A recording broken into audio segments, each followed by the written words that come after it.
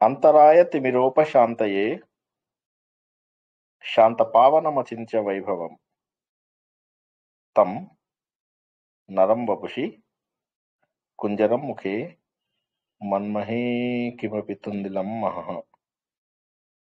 వసుదేవసుతం దేవం కంసచాణూరమర్దనం దేవకీ పరమానందం కృష్ణో వందే జగద్గురుం.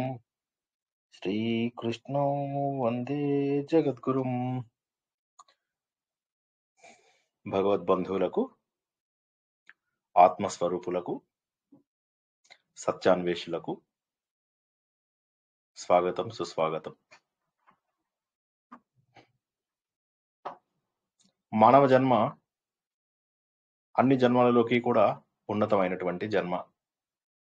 ఎంతో కష్టపడి, ఎంతో భగవంతుడితో పోరాడి పోరాడి పోరాడి చివరికి ఒక మానవ జన్మ తెచ్చుకున్నాం. మానవ జన్మ వచ్చినప్పుడే అనుకుంటాం ఇంకా తల్లి కడుపులో ఉండగా, ఇంకా బయటకు వచ్చిన తర్వాత పూర్తి స్థాయిలో సాధన చేస్తాను. ఈ పూర్తి స్థాయి సాధన నన్ను మనిషి నుంచి దేవుడుగా మార్చేటటువంటి, కల్మషం ఉన్నటువంటి నా జీవితంలో కల్మషం లేనటువంటి, ఏ విధమైనటువంటి బాధలు లేనటువంటి సచ్చిదానంద స్వరూపము తెలుసుకుంటాను. భగవంతుణ్ణి తెలుసుకోవడమే జీవిత లక్ష్యం. అంటే భగవద్ దర్శనమే జీవిత లక్ష్యం. భగవంతుడు దర్శనం అంటే దేవుడు ఎదురుగా నిలబడి వచ్చి ఈతోటి ఇలా మనకు ఆశీర్వదించడం అలా ఉండదు. ఆత్మస్వరూపం ఏమిటి అని చెప్పి తెలుసుకోవడమే భగవంతుడి యొక్క దర్శనం. ఆత్మస్వరూపం అంటే ఏంటి? ఎలక్ట్రిసిటీ మనకి ఎక్కడా కనిపించదు, అది పోయినప్పుడు మాత్రం తెలుస్తుంది. ఎలక్ట్రిసిటీ పోయింది అన్న విషయం తెలుస్తుంది. ఏ విధంగానైతే ఎలక్ట్రిసిటీ పోతే, ఏ విధంగానైతే మన సెల్ ఫోన్ లోపల బ్యాటరీ అయిపోతే మనం గిలగిలా కొట్టుకుంటామో, అదే మన నుంచి చైతన్యం వెళ్ళిపోయినప్పుడు మనం చూస్తూ ఉంటాం. అటు ఇటు పరిగెడుతూ, అందరికీ చేదోడు వాదోడుగా ఉంటూ, అన్ని ఆలోచనలలో మనం భాగంగా ఉంటూ, అందరిలో మంచి పేరు తెచ్చుకుంటూ, కొందరిలో చెడ్డ పేరు తెచ్చుకుంటూ. సార్ చెడ్డ పేరు కూడా ఎందుకు సార్ అంటే, నింద లేనిదే బొందపోదు అంటారు. కాబట్టి అది కూడా తప్పదు. అలా చేసుకుంటూ జీవితంలో వెళ్తూ వెళ్తూ ఈ శరీరంతో అటు ఇటు ఇటు అటు వెళ్తూ వెళ్తూ చివరికి శరీరం అలా కట్టేస్తారు. నలుగురు సిద్ధంగా ఉంటారు.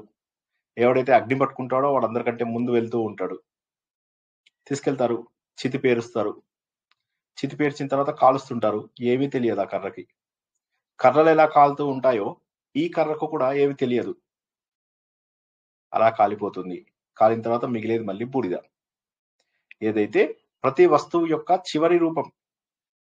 మనం అందుకే విభూతి పెట్టుకుంటాం అనుకుంటాం కదా, ఆ రూపంలోకి మారిపోతాం. ఇంతేనా? నా జీవితం ఇక్కడితో ఆగిపోయిందా? దీని తర్వాత కొనసాగేది లేదా? ఇక్కడ నేర్చుకున్న విషయాలు, ఇక్కడ తెలుసుకున్నటువంటి జ్ఞానం, ఇక్కడ చేసినటువంటి పాపములు, ఇక్కడ చేసినటువంటి పుణ్యములు, ఇవన్నీ ఇక్కడే ఆగిపోతాయా? దీనికి సమాధానం చెప్పడానికి వేరే ధర్మాలు చాలా ప్రయత్నం చేసి, కొంతమంది స్వర్గానికి వెళ్తారని, కొంతమంది నరకానికి వెళ్తారని, కొంతమంది ఏంటంటే ఏమీ ఉండదు, శూన్యం. ఒకసారి అయిపోయిందంటే, బాడీ పోయిందంటే ఇంకా అయిపోయినట్టే, నీకేమీ ఉండదు, శూన్యం. కొంతమంది ఇలా ఎవరికి సంబంధించినటువంటి విషయాలు వాళ్ళు చెప్పారు. కానీ హిందూ ధర్మంలో మాత్రమే లేదు, నువ్వు శరీరానివి కాదు, ఈ శరీరంతో నీకు సంబంధం లేదు, శరీరం కేవలము ధర్మ సాధన కోసం మాత్రమే వచ్చింది, శరీరం మాధ్యమం ఖలు ధర్మ సాధనం. కాబట్టి ఈ సాధన కోసం మాత్రమే వచ్చింది అన్న విషయాన్ని మనం తెలుసుకోవాలి. అంటే ఈ శరీరం ఉండగా మాత్రమే చెయ్యాలి. అయితే శరీరం ఉండగా చేయాలి, కానీ అందరూ ఏమంటారు, లేదు సార్ మా మీద మాయ కమ్మింది. మాయ కమ్మడం అనేది అదేదో మబ్బు కమ్మినట్టుగా కమ్మదు. మనం తెచ్చిపెట్టుకున్నటువంటి దరిద్రం నెత్తి మీద ఉంటుంది అంతే. మాయ కమ్మడం అంటే దేవుడు మనకు మాయ ఇచ్చాడు, సరే దేవుడు రాస్తాడు నేను ప్రకృతి శక్తులను పెట్టాను అని, కానీ మనమేంటి దాన్ని సాకుగా చూపించి నువ్వెందుకు డెవలప్ అవ్వట్లేదు అంటే, మాయ కమ్మేసిందండి. మాయ కమ్మేయలేదు, మనమే అందులోంచి బయటికి వెళ్ళడానికి ఇష్టపడడం లేదు. నేను కొత్తలో ఒక ఉదాహరణ చెప్పాను. మా మిత్రుడు ఒకడు, ఇద్దరం నడుచుకుంటూ వెళ్తున్నాం. వాడు ఒక స్తంభాన్ని పట్టుకుని బోర్న ఏడుస్తున్నాడు. ఆగి వెనక్కి తిరిగి చూసి ఏమైంది అంటే, ఈ స్తంభం నన్ను వదలట్లేదు అంటాడు. పట్టుకున్నది వీడు, ఆ స్తంభం నన్ను వదలట్లేదు అని చెప్పేసి గోడ. సో ఎక్కువ మంది జనాలకి ఇదే. అది కాక చాలా మంది ఏంటంటే జీవితంలో ఇది బాగానే ఉంది కదా, దేహంతో ఉన్నాను, వస్తున్నాను ఇంటికి, జనాలు వస్తున్నారు, నవ్వుకుంటున్నాం, కబుర్లు చెప్పుకుంటున్నాం, టీవీలు చూస్తున్నాం, సినిమాలు చూస్తున్నాం, ఫంక్షన్స్కి వెళ్తున్నాం, కొత్త బట్టలు వేసుకుంటున్నాం, కార్లలో తిరుగుతున్నాం. పిల్లలు మంచి వాళ్ళు, పిల్లలు కూడా బాగానే చూసుకుంటున్నారు. ఎప్పుడో మధ్య మధ్యలో చిన్న చిన్న గొడవలు, ఆ మాత్రం రావా, మనుషులు అన్నాక కష్టాలు రావా? దీనివల్ల ఏమవుతుందంటే ఎదగట్లేదు. మరి ఏం చేయాలి? సరే, ఏదో పూజ చేద్దాం, ఏదో నోము చేద్దాం, వ్రతం చేద్దాం, పారాయణం చేద్దాం. చిన్నప్పటి నుంచి ఇంట్లో నేర్పిస్తారు. అయితే నేర్పించకూడదా? నేర్పించాలి. మీరు కూడా మీ పిల్లలకి వాళ్ళకి నేర్పించండి పూజలు, పునస్కారాలు ఇవన్నీ. అయితే ఇదే జీవితము అని చెప్పి నేర్పించకండి. ఇక్కడతో ఆపేయండి అని నేర్పించద్దు. దీనికి మనం ఒక ఉదాహరణ తెలుసుకున్నాం. ఏమని తెలుసుకున్నాము? ముందుగా కర్మకాండలతో ప్రారంభమవుతుంది. ఉపదేశ సారంలో ఏదైతే సీక్వెన్స్ ఉందో అదే చెప్తున్నాను నేను. కాస్త ఉపోద్ఘాతంని కథ రూపంలో చెప్తున్నాను అంతే. మనకు కథలు చెప్పడం అలవాటు కదా. మా ఆవిడంది ఒకసారి, నేను భాగవతం చెప్పాలంటే భయపడుతున్నాను, ఎలాగంలో అన్ని కథలు ఉంటాయి, ఏం చేయను, నాకేమో తత్వం చెప్పడం ఇష్టము, కథలు ఎలాగా అని అంటే, నీకేంటే కథలు బాగానే చెప్తావు అంది. సో మన ఏంటో నాకు అర్థం కాలేదు, మీ అందరికీ అర్థమై ఉంటుంది. సో కాబట్టి చెప్పాల్సి వస్తుంది. అది చెప్తే ఇంకా బాగా అర్థమవుతుంది. కాబట్టి ఈ కథను జాగ్రత్తగా అర్థం చేసుకోండి. మనం నేర్పిస్తాం. నేను 1వ తరగతిలో ఉన్నప్పుడు నాకు ABCD నేర్పించారు, ఈ నేర్పించారు. 2వ తరగతికి వచ్చాక నేను ఈనే చేస్తున్నాను. 10th క్లాస్కి వచ్చాక ఈ వాడు ఏం అడిగినా, టీచర్ ఏం అడిగినా అదే ఫుల్ మార్క్స్ ఇవ్వమంటున్నాను. నేను 2వ తరగతిలో ఉన్నప్పుడు ఈ అనగానే వాడు ఏం చేస్తాడు, బాబు అక్కడతో కాదు, నువ్వు అది 1వ తరగతిలో నేర్చుకున్నావు అంటాడు. కాదు, నాకు అప్పుడు 1వ తరగతిలో ఇవి చెప్పినందుకే 100 మార్కులు వచ్చాయి. నేను ఈ చెప్పినందుకే 100 మార్కులు వచ్చాయి. ఇప్పుడు నాకు మళ్ళీ ఈ చెప్తే ఎందుకు మీరు 100 మార్కులు ఇవ్వరు? అలా పోన్లే, ఏదో ప్రమోట్ చేస్తున్నారు స్కూల్లో, ఎక్కువ ఇది చేయడం లేదు, నడిపిస్తున్నారు. వాడు 10th క్లాస్ దాకా వచ్చాడు. 10th క్లాస్కి వచ్చాక ఏమంటాడు? 10th క్లాస్కి వచ్చాక మళ్ళీ ఇనే అంటాడు. అంటే బాబు ఇది పబ్లిక్ ఎగ్జాము, ఇక్కడ ఈ రాస్తే నీకు 100 మార్కులు ఇవ్వరు అని. ఈ కథ మనకేం సంబంధించిందో ఒక్కసారి ఎవరైనా అర్థమైన వాళ్ళు చెప్పగలరా? సార్ ఏదో బాగుంది సార్, కథ బాగుంది అని వింటున్నారా? ఎవరికైనా అర్థమైందా నేనేం చెప్పినా ఈ పాయింట్? సుమిత్ర గారు, టీవీ మణి గారు, దానికి మించి ఇంకా ఉంది జ్ఞానం తెలుసుకోవడానికని అనుకుంటున్నాం సార్. ఓకే, టీవీ మణి గారు. మొదలే ఉండదు సార్, ఎన్ని నేర్చుకున్నా కానీ మొదటికి వస్తే ఎట్లా, ఎన్ని నేర్చుకున్నా మొదటికి వస్తే ఎట్లా, ముందు పోవాలంటే. ఇంకా ఎదగాలి. ఇంకా టీవీ మణి గారు ఏదో చెప్పారు. అక్కడే ఆగిపోకుండా ఇంకా తెలుసుకుంటూ పైకి ఎదుగుతూ ఉండాలి అని తెలుసుకోవాలి సార్. అది పర్వాలేదు, బాగానే అర్థమైంది. ఈ 5గురికి తప్ప మిగతా వాళ్ళకి అర్థం కాలేదని ఆశిస్తున్నాను. నా ఎజంప్షన్ కరెక్టేనా? అర్థమైంది సార్. ఫస్ట్ క్లాస్ లో 10th క్లాస్ వరకు అవే కాకుండా స్టెప్ బై స్టెప్ మనం ఎదుగుతూ ఉండాలి. పరిణతి సార్, వెనక్కి రాకూడదు. స్టెప్ బై స్టెప్ ఎప్పుడు ఎదుగుతూనే ఉండాలి, ముందుకు వెళ్ళాలి, కానీ వెనక్కి మళ్ళీ రాకూడదు. అంటే వెనక్కి రాకూడదు అని మనం తెలుసుకుంటూ ఇంకా ఎదగాలి. కానీ ఇంపార్టెంటా కాదా నాకు చెప్పండి. ఫస్ట్ బేసిక్స్ యూజ్ చేసుకుని ఇంకా ముందుకు ఎదగాలి సార్. ఇంపార్టెంట్ సార్, కానీ అక్కడే ఆగిపోకూడదు. ఇవన్నీ ఉన్నాయి కనుక ఇంకా ముందుకు వెళ్ళాలి, అక్కడ ఆగిపోకూడదు, ఇంకా ముందుకు వెళ్ళాలి. ముందు ఇంకా ఏముందో అది నేర్చుకోవాలి. అవును, ఇది లౌకిక జీవితంలో. మరి మనం తెలుసుకుంటున్నది పారలౌకిక జ్ఞానము మర్చిపోవద్దు సార్, మొదటి నుంచి జ్ఞానాన్ని మర్చిపోవద్దు. మాధవి గారు చెప్పండి. అది సేమే కదా సార్, ముందు ఎదుగుతూ ఉండాలి. క్రమాన్ని మనం సాధనని పెంచుకుంటూ, మన ఏకాగ్రతను పెంచుకొని మన సాధన మార్గంలో ఎదుగుతూ ఉండాలి. Very good. అది మనం ఉపదేశ సారంలో సార్, పూజలు వ్రతాల దగ్గర ఆగిపోకుండా భక్తి మార్గంలో వెళ్తూ జ్ఞానం తెలుసుకొని శివుడి భగవంతుడిలో ఐక్యం అవ్వాలి. అంతే, అది కరెక్ట్ ఆన్సర్ వచ్చేసింది. అది నేనేంటంటే మనం ఉపదేశ సారంలో చెప్పిన సీక్వెన్స్ గాని, భగవద్గీతలో చెప్పిన సీక్వెన్స్ ప్రకారం గాని ఏంటి, కర్మకాండలతో ప్రారంభిస్తూ ఆ కర్మలని కొన్ని రోజులకి ఏంటి చెయ్యండి. ముందు కర్మలు చేయండి, కోరికతో చేయండి. ఫస్ట్ కర్మని కోరికతో చేయండి. జాగ్రత్తగా వినండి ప్లీజ్, మైండ్ పెట్టండి. ఇక వచ్చేదే వారానికి ఒక్క రోజు, దీంట్లో కూడా మైండ్ పెట్టకపోతే ఎట్లాగా ఆలోచించండి. ముందు కోరికలతో చేయండి, ఏం తప్పలేదు. తర్వాత మెల్లమెల్లగా, ఎందుకంటే చిన్నపిల్లలకి చాక్లెట్ ఇస్తే గానీ వాళ్ళు ఏ పని చేయరు.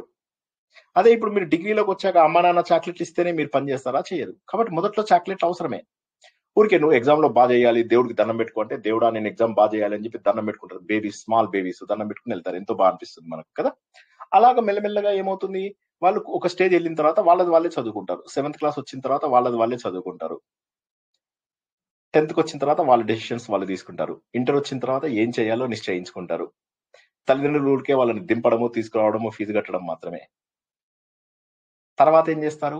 ఈ నేర్చుకున్నవి ఇంకా కొద్దిగా ఎదుగుతూ ఎదుగుతూ ఎదుగుతూ ఎదుగుతూ పుస్తకాలలో ఉన్నవన్నీ తెలుసుకుంటారు. పుస్తకాలలో ఉన్నవన్నీ తెలుసుకున్న తర్వాత ఏం చేస్తారు? కొత్త విషయాలు కనుక్కుంటారు. దాన్ని డాక్టరేట్ అంటారు. డాక్టరేట్ లోపల ఏం చేస్తారు? మీరు ఒక కొత్త విషయాన్ని ప్రస్తావిస్తారు, కొత్త విషయాన్ని తెలుసుకుంటారు, ఒక కొత్త విషయాన్ని ప్రపంచానికి అందిస్తారు. ఒక చెప్పిన సత్యాన్నే ఇంకో కొన్ని రూపాలలో కూడా చెప్పొచ్చు, తప్పేమీ లేదు. ఒకే విషయాన్ని ఇప్పుడు భగవద్గీత ఉంది. భగవద్గీత మీద ఇప్పుడు మనం మాట్లాడుతున్న సమయంలో 10,000 మంది ప్రపంచవ్యాప్తంగా రీసెర్చ్ చేస్తున్నారు. 700 శ్లోకాలు ఉన్నాయి. 10,000 మంది రీసెర్చ్ చేస్తున్నారు. ఆశ్చర్యం అనిపించట్లేదా? సో అంటే ఏంటి? తెలుసుకున్న దాన్ని కాస్త ఆలోచించడం పెట్టిన తర్వాత అందులోంచి ఒక కొత్త విషయం తెలుస్తుంది. తెలిసిన తర్వాత మన మనస్సు ఇలా ఉప్పొంగుతుంది, ఆనందంతో ఉప్పొంగుతుంది. ఆ ఆనందం దొరికిన తర్వాత ఏమనిపిస్తుందంటే మిగతా ఆనందాలు మనకు అవసరం లేదనిపిస్తుంది. ఒక్కసారి మళ్ళీ చెప్తాను. చాక్లెట్ సినిమా గురించి చెప్పాను గత వారం. ఆ సినిమా లోపల ఏమవుతుంది?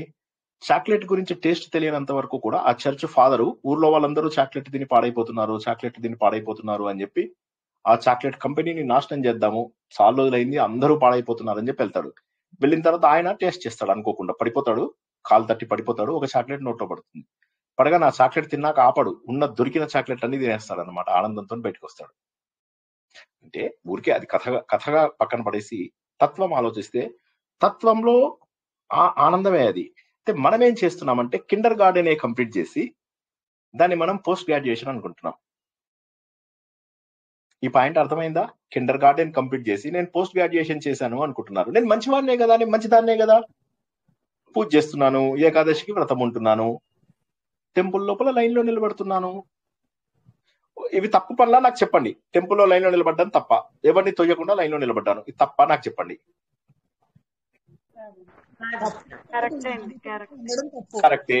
కరెక్టే. ఏకాదశి వ్రతం చేస్తున్నాను తప్ప? తప్పు ఏది కాదు కానీ సార్, అందులో భావం కావాలి కదా. సో కాబట్టి మనం ఏం చేస్తున్నామంటే మనము పనులు చేస్తున్నాము, కానీ అవి ఎంత చేస్తున్నాము? రోజుకు ఒక అరగంట చేస్తున్నాము. చేసి మిగతా 20 గంటలలో ఏం చేస్తున్నాం? దీనికి మనం ఉదాహరణ తెలుసుకున్నాం. ప్రాణాయామం రూపం లోపల రమణ మహర్షి చెప్పిన ఉదాహరణే తెలుసుకున్నాం. ఏమని తెలుసుకున్నాము? ప్రాణాయామం చేసినప్పుడు మనసు నిశ్చలంగా ఉంటుంది. దాన్ని ఏమంటారు? మనసు ప్రాణాయామం చేసినప్పుడు నిశ్చలంగా ఉండేదాన్ని ఏమంటారు?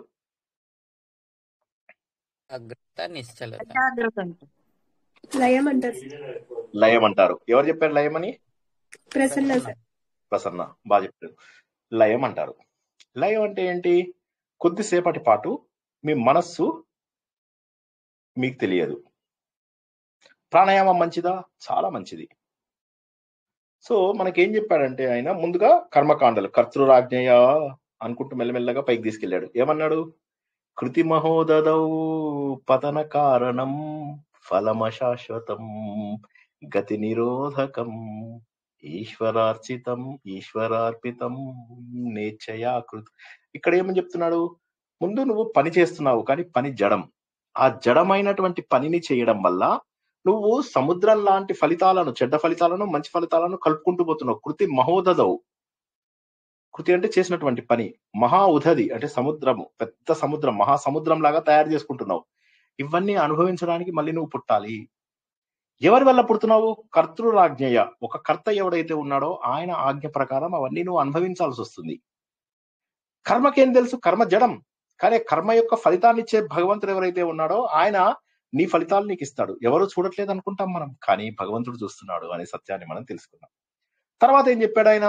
ఈశ్వరార్పితం అని మళ్ళీ మెల్లగా భగవంతుడికి అర్పించమంటున్నాడు. భగవంతుడికి అర్పించినట్లయితే ఏమవుతుంది? మనకంటవి ఇక భగవంతుడికి అంటుతాయి. కాబట్టి ఏమవుతుంది? భగవంతుడికి అర్పించిన వాళ్ళు ప్రశాంతంగా ఉంటారు, ఆనందంగా ఉంటారు. భగవంతుడు ఆ పాల ముంచినా నీట ముంచినా నీదే భారం, ఇది నీకోసమే చేస్తున్నాను, ఇది నీ పని. ఈ నీకోసం అనడం ద్వారా ఏమైతుందంటే భగవంతుడు అనేవాడు ఒక వ్యక్తిగా దాన్ని స్వీకరించడం అనేది ఉండదు, కానీ మనకు నేను చేశాననే భావన ఉండదు. ఒక్కసారి పాయింట్ మళ్ళీ ఒకసారి చెప్తాను, ప్లీజ్ అందరూ గట్టిగా పట్టుకోండి. భగవంతుడు కనిపిస్తే దేవుడు కృష్ణుడు అని నిలబడి టింగ్ డింగ్ డింగ్ డింగ్ డింగ్ డింగ్ డింగ్ డింగ్ డింగ్ డింగ్ డింగ్ డింగ్ డింగ్ డింగ్ డింగ్ డింగ్ డింగ్ డింగ్ డింగ్ చెయ్యడు. మీ లోపల నేను చేశాననే భావన పోతుంది. ఈ పాయింట్ అర్థం కాని వాళ్ళు ఒక్కసారి ఎవరన్నా అడగండి. కాలేదు సార్, ఒక్కసారి మళ్ళీ చెప్పరా సార్? సార్ చెప్పండి. దేవుడు కనిపిస్తే లాభం ఏంటి? దేవుడైతే తీసుకోడు, అది మీకు తెలుసు. ఓకే, దేవుడు అనేవాడు ఒక మనిషి కాదు, మనమే, మనందరిలో ఉన్నటువంటి చైతన్యమే దేవుడు. దేవుడు అనేవాడు ఇలా రూపంతోని నామంతోటి ఉన్నవాడు కాదు. నామరూపాలు మన కోసం అని చెప్పేసి మన దానికోసం, ఏకాగ్రత కోసము, మనలో భక్తి కుదరడానికి, మన లోపల ఇది కావడానికి మనం తెచ్చుకున్నది. కానీ దేవుడు తీసుకోడు. మరి మీరు దేవుడు కనిపించడంలో లాభం ఏంటి?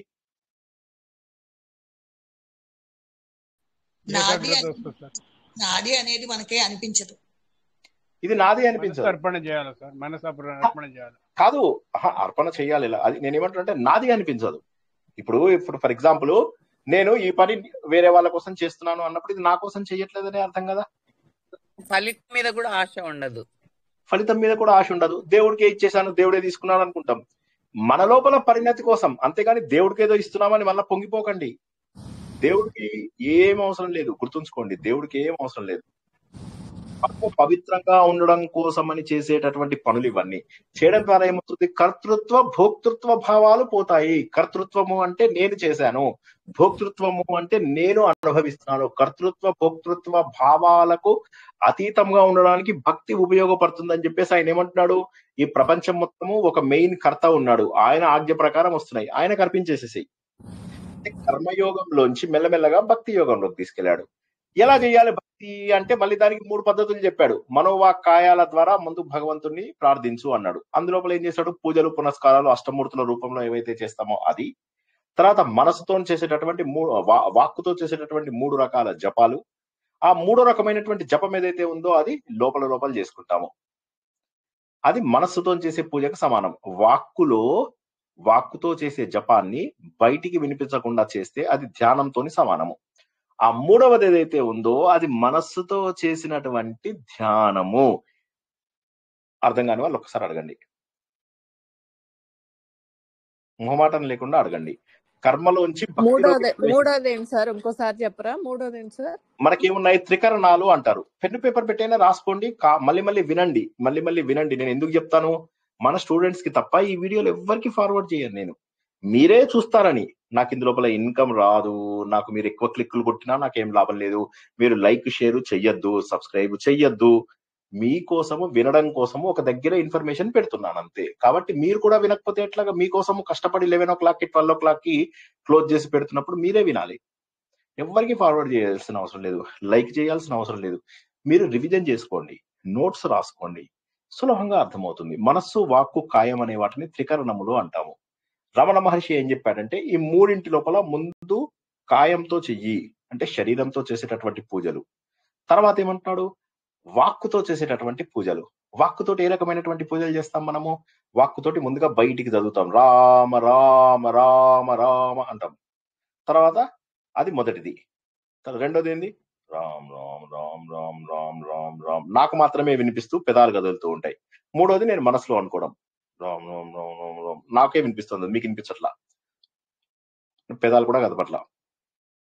ఈ 3వది ఏదైతే ఉందో ఇది వాక్కులోనే 3వది. ఇప్పుడు కాయంతో చేసేది అయిపోయింది, వాక్కుతో చేసేది అయిపోయింది. కాయం అంటే శరీరం, కాయంతో చేసేది అయిపోయింది, వాక్కుతో చేసేది అయిపోయింది. ఇప్పుడు 3వది అయినటువంటి మనస్సుతో చేసేటటువంటి పూజ, మానసిక పూజ. ఇది అన్నిటికంటే గొప్పది అంటున్నాడు భగవంతుడు. మానసిక పూజకు ఉదాహరణ ఏంటి? మన తిరుపతిని మనం ఎలా దర్శనం చేసుకున్నాము? మనస్సుతో దర్శనం చేసుకున్నాము.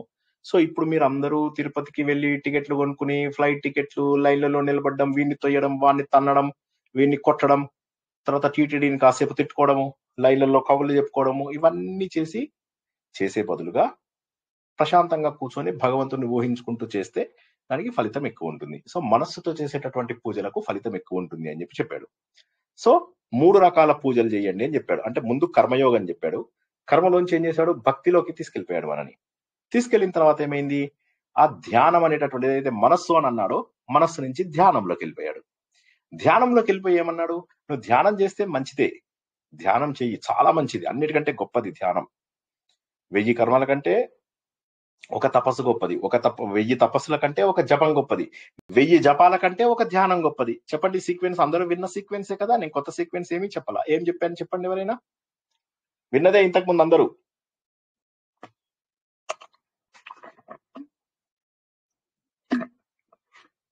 ఉం? భగవద్గీతలో కూడా తెలుసుకున్నాం 1000 కర్మల కన్నా శ్రేయోహి జ్ఞానం అభ్యాసాత్ జ్ఞానాత్ జ్ఞానం విశిష్యతే ధ్యానాత్ కర్మ సారీ 1000 కర్మల కన్నా ఒక జపం గొప్ప, ఒక 1000 1000 కర్మల జపాల కన్నా ఒక కన్నా ఒక తపం గొప్ప, ధ్యానం గొప్ప, 1000 ఒక కర్మల కన్నా 1000 ఒక జపాల తపస్సు గొప్ప, 1000 1000 తపస్సుల తపస్సుల కన్నా ఒక కన్నా జపం ఒక గొప్ప, జపం, ఒక జపం గొప్ప, 1000 1000 జపముల జపాల కంటే కన్నా ధ్యానం గొప్ప. ధ్యానం. సో ఏమంటున్నాడు? ధ్యానం గొప్పదంటున్నాడు ఆయన. ఆ గొప్పదైనటువంటి ధ్యానాన్ని ఎలా చేస్తారు? అభేద భావంతో చెయ్యండి అన్నాడు. ఆది విష్ణు గారు మ్యూట్ లో పెట్టుకోండి ప్లీజ్. ఎవరు మ్యూట్ లో పెట్టుకోలేదు వాళ్ళు కూడా మ్యూట్ లో పెట్టుకోండి. అమ్మయ్య. సో ధ్యానం చేయాలి. ధ్యానం ఎలా చేయాలి? ఇంకొకసారి చెప్పండి, డిస్టర్బెన్స్ వచ్చేసింది, వినపడలేదు. ఆహా సరే. డిస్టర్బెన్స్ ఎందుకు వచ్చిందంటే అందరూ వెయ్యి మీరు కూడా కర్మల మ్యూట్ లో కంటే ఒక తపస్య గొప్ప. సార్ చెప్పనా? 1000 కర్మల కన్నా ఒక చెప్పండి. తపస్య గొప్పది. 1000 తపస్యల కన్నా ఒక జపం గొప్పది. 1000 జపాల కన్నా ధ్యానం గొప్పది. అది. సో కాబట్టి ఆ ధ్యానం చేయడానికి ఇప్పుడు ఈయన ప్రాధాన్యత ఇస్తున్నాడు. అంటే ఏం చేశాడు? ముందు ఆయన మెట్లెక్కిస్తున్నాడు మనను. ఏమని ఎక్కిస్తున్నాడు? బాబు ఈ ఇంద్రియాలతో చేసేటటువంటి ఈ కింద లైన్ ఉందా? ఈ ఇంద్రియాలతో చేసేటటువంటి లైన్ ఉందా? ఈ లైన్ తోని చెయ్యండి అంటున్నాడు ఆయన. అంటే ఏమంటున్నాడు?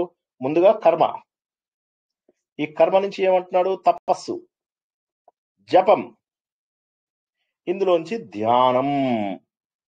ధ్యానం అనేది ఇక్కడ మనకు మనస్సు, బుద్ధి వీటన్నిటితోటి చేసేది ధ్యానం. సో ఈ లాస్ట్ వీక్ ఏదైతే నేర్చుకున్నామో, ఈ ట్రయాంగిల్ నేర్చుకున్నామా లాస్ట్ వీక్? ఈ ట్రయాంగిల్ నేర్చుకున్నాం లాస్ట్ వీక్. ఇక్కడ ఇంద్రియాలు అంటే మన శరీరం. ఈ శరీరానికి పైన ఉండేదాన్ని ప్రాణం అంటారు. ఈ ప్రాణం కన్నా పైన ఉండేదాన్ని మనస్సు అంటారు. మనస్సు కంటే పైన ఉండేదాన్ని బుద్ధి అంటారు. బుద్ధి కంటే పైన ఉండేదాన్ని ఆనందమయ కోశము, ఓంకారము అంటారు. ఎర్ర ట్రయాంగిల్ కనిపిస్తుందా అందరికి? అది. సో కాబట్టి Yes, sir. ఒక్కొక్క మెట్టు ఎదగాలి అని చెప్తున్నాడు. చెబుతూ ఆయన ఏమంటాడు? కర్మలు చెయ్యండి. అంటే కిండర్ గార్డెనే చేసేసి నేను పీజీ చేశానని అనుకోకండి అంటున్నాడు ఆయన. చాలా మంది ఏమంటారు? నేను పారాయణం చేసేసాను అయిపోయింది, లేకపోతే నేను జపం చేశాను అయిపోయింది. అలా కాదు, ఇవన్నీ కిండర్ గార్డెన్, మీరు వెళ్లాల్సింది పోస్ట్ గ్రాడ్యుయేషన్ కి అంటున్నాడు ఆయన. అని ఏమంటున్నాడు? ఇప్పుడు ధ్యానం దగ్గరికి వచ్చాడు, మెడిటేషన్ దగ్గరికి వచ్చాడు. వచ్చి ఏమంటున్నాడు? ఈ మెడిటేషన్ లో కూడా మీరు ప్రశాంతంగా చెయ్యండి. ఎలా ప్రశాంతంగా చేస్తారు? ఒక మెడిటేషన్ చేస్తూ ఫటక్ మన మధ్యలో బ్రేక్ అయిపోయింది. ఆ రోజు వాడు ఏమన్నాడు తెలుసా? నన్ను ఇది కొననీయలేదు. వీడు తెలుసా ఆ బిట్టు వాడు కొనుక్కున్నాడు, దానివల్ల వాడికి ఇవాళ 10 lakhs ప్రాఫిట్ వచ్చింది. ఇలా క్యాల్కులేషన్స్ చేసేసుకుంటూ ఉంటాం మనం. ఇక ధ్యానం చేసే లాభం ఏమిటి? కొంతమంది ఏం చేస్తారు? ధ్యానం చేస్తున్నప్పుడు శుభ్రంగా పడి నిద్రలు పోతారు. మీరు పిరమిడ్లలో వాటిలో గొట్టాలలో చూస్తుంటారు కదా ధ్యానాలు.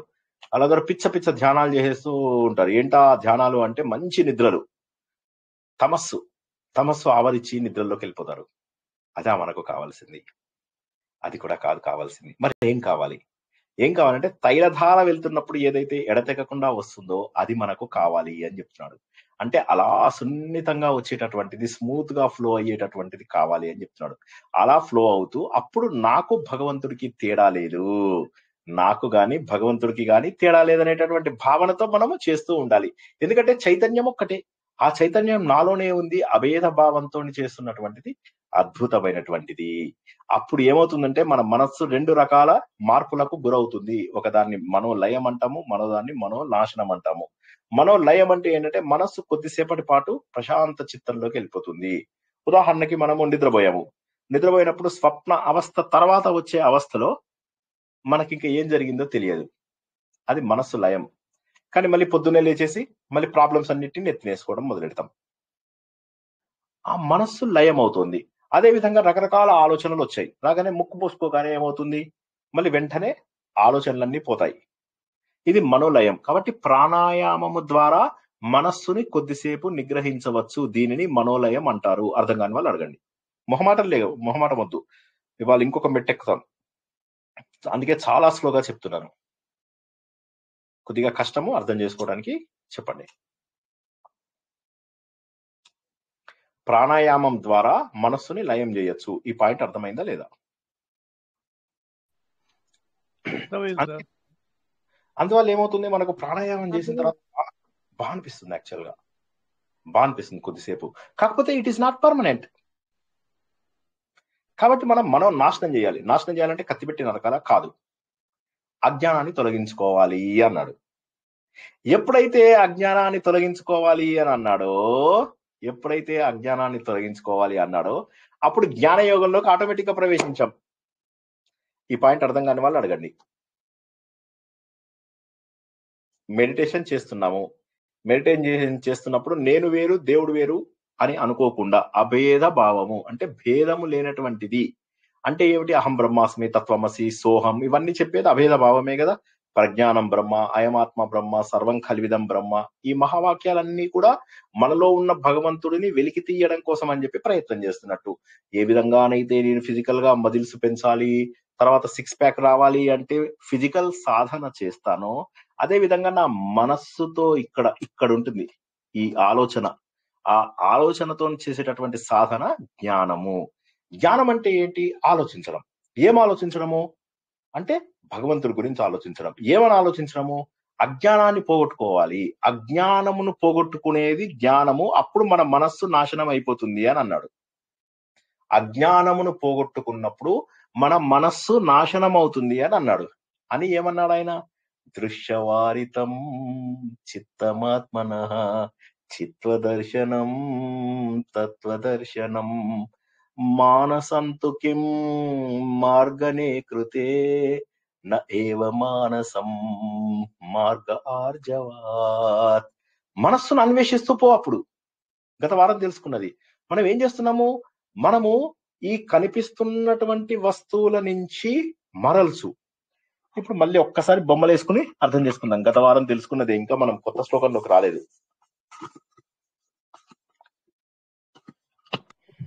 సార్ ఇప్పుడు మీరు చెప్పింది అజ్ఞానాన్ని తొలగించుకోవడమే జ్ఞానం.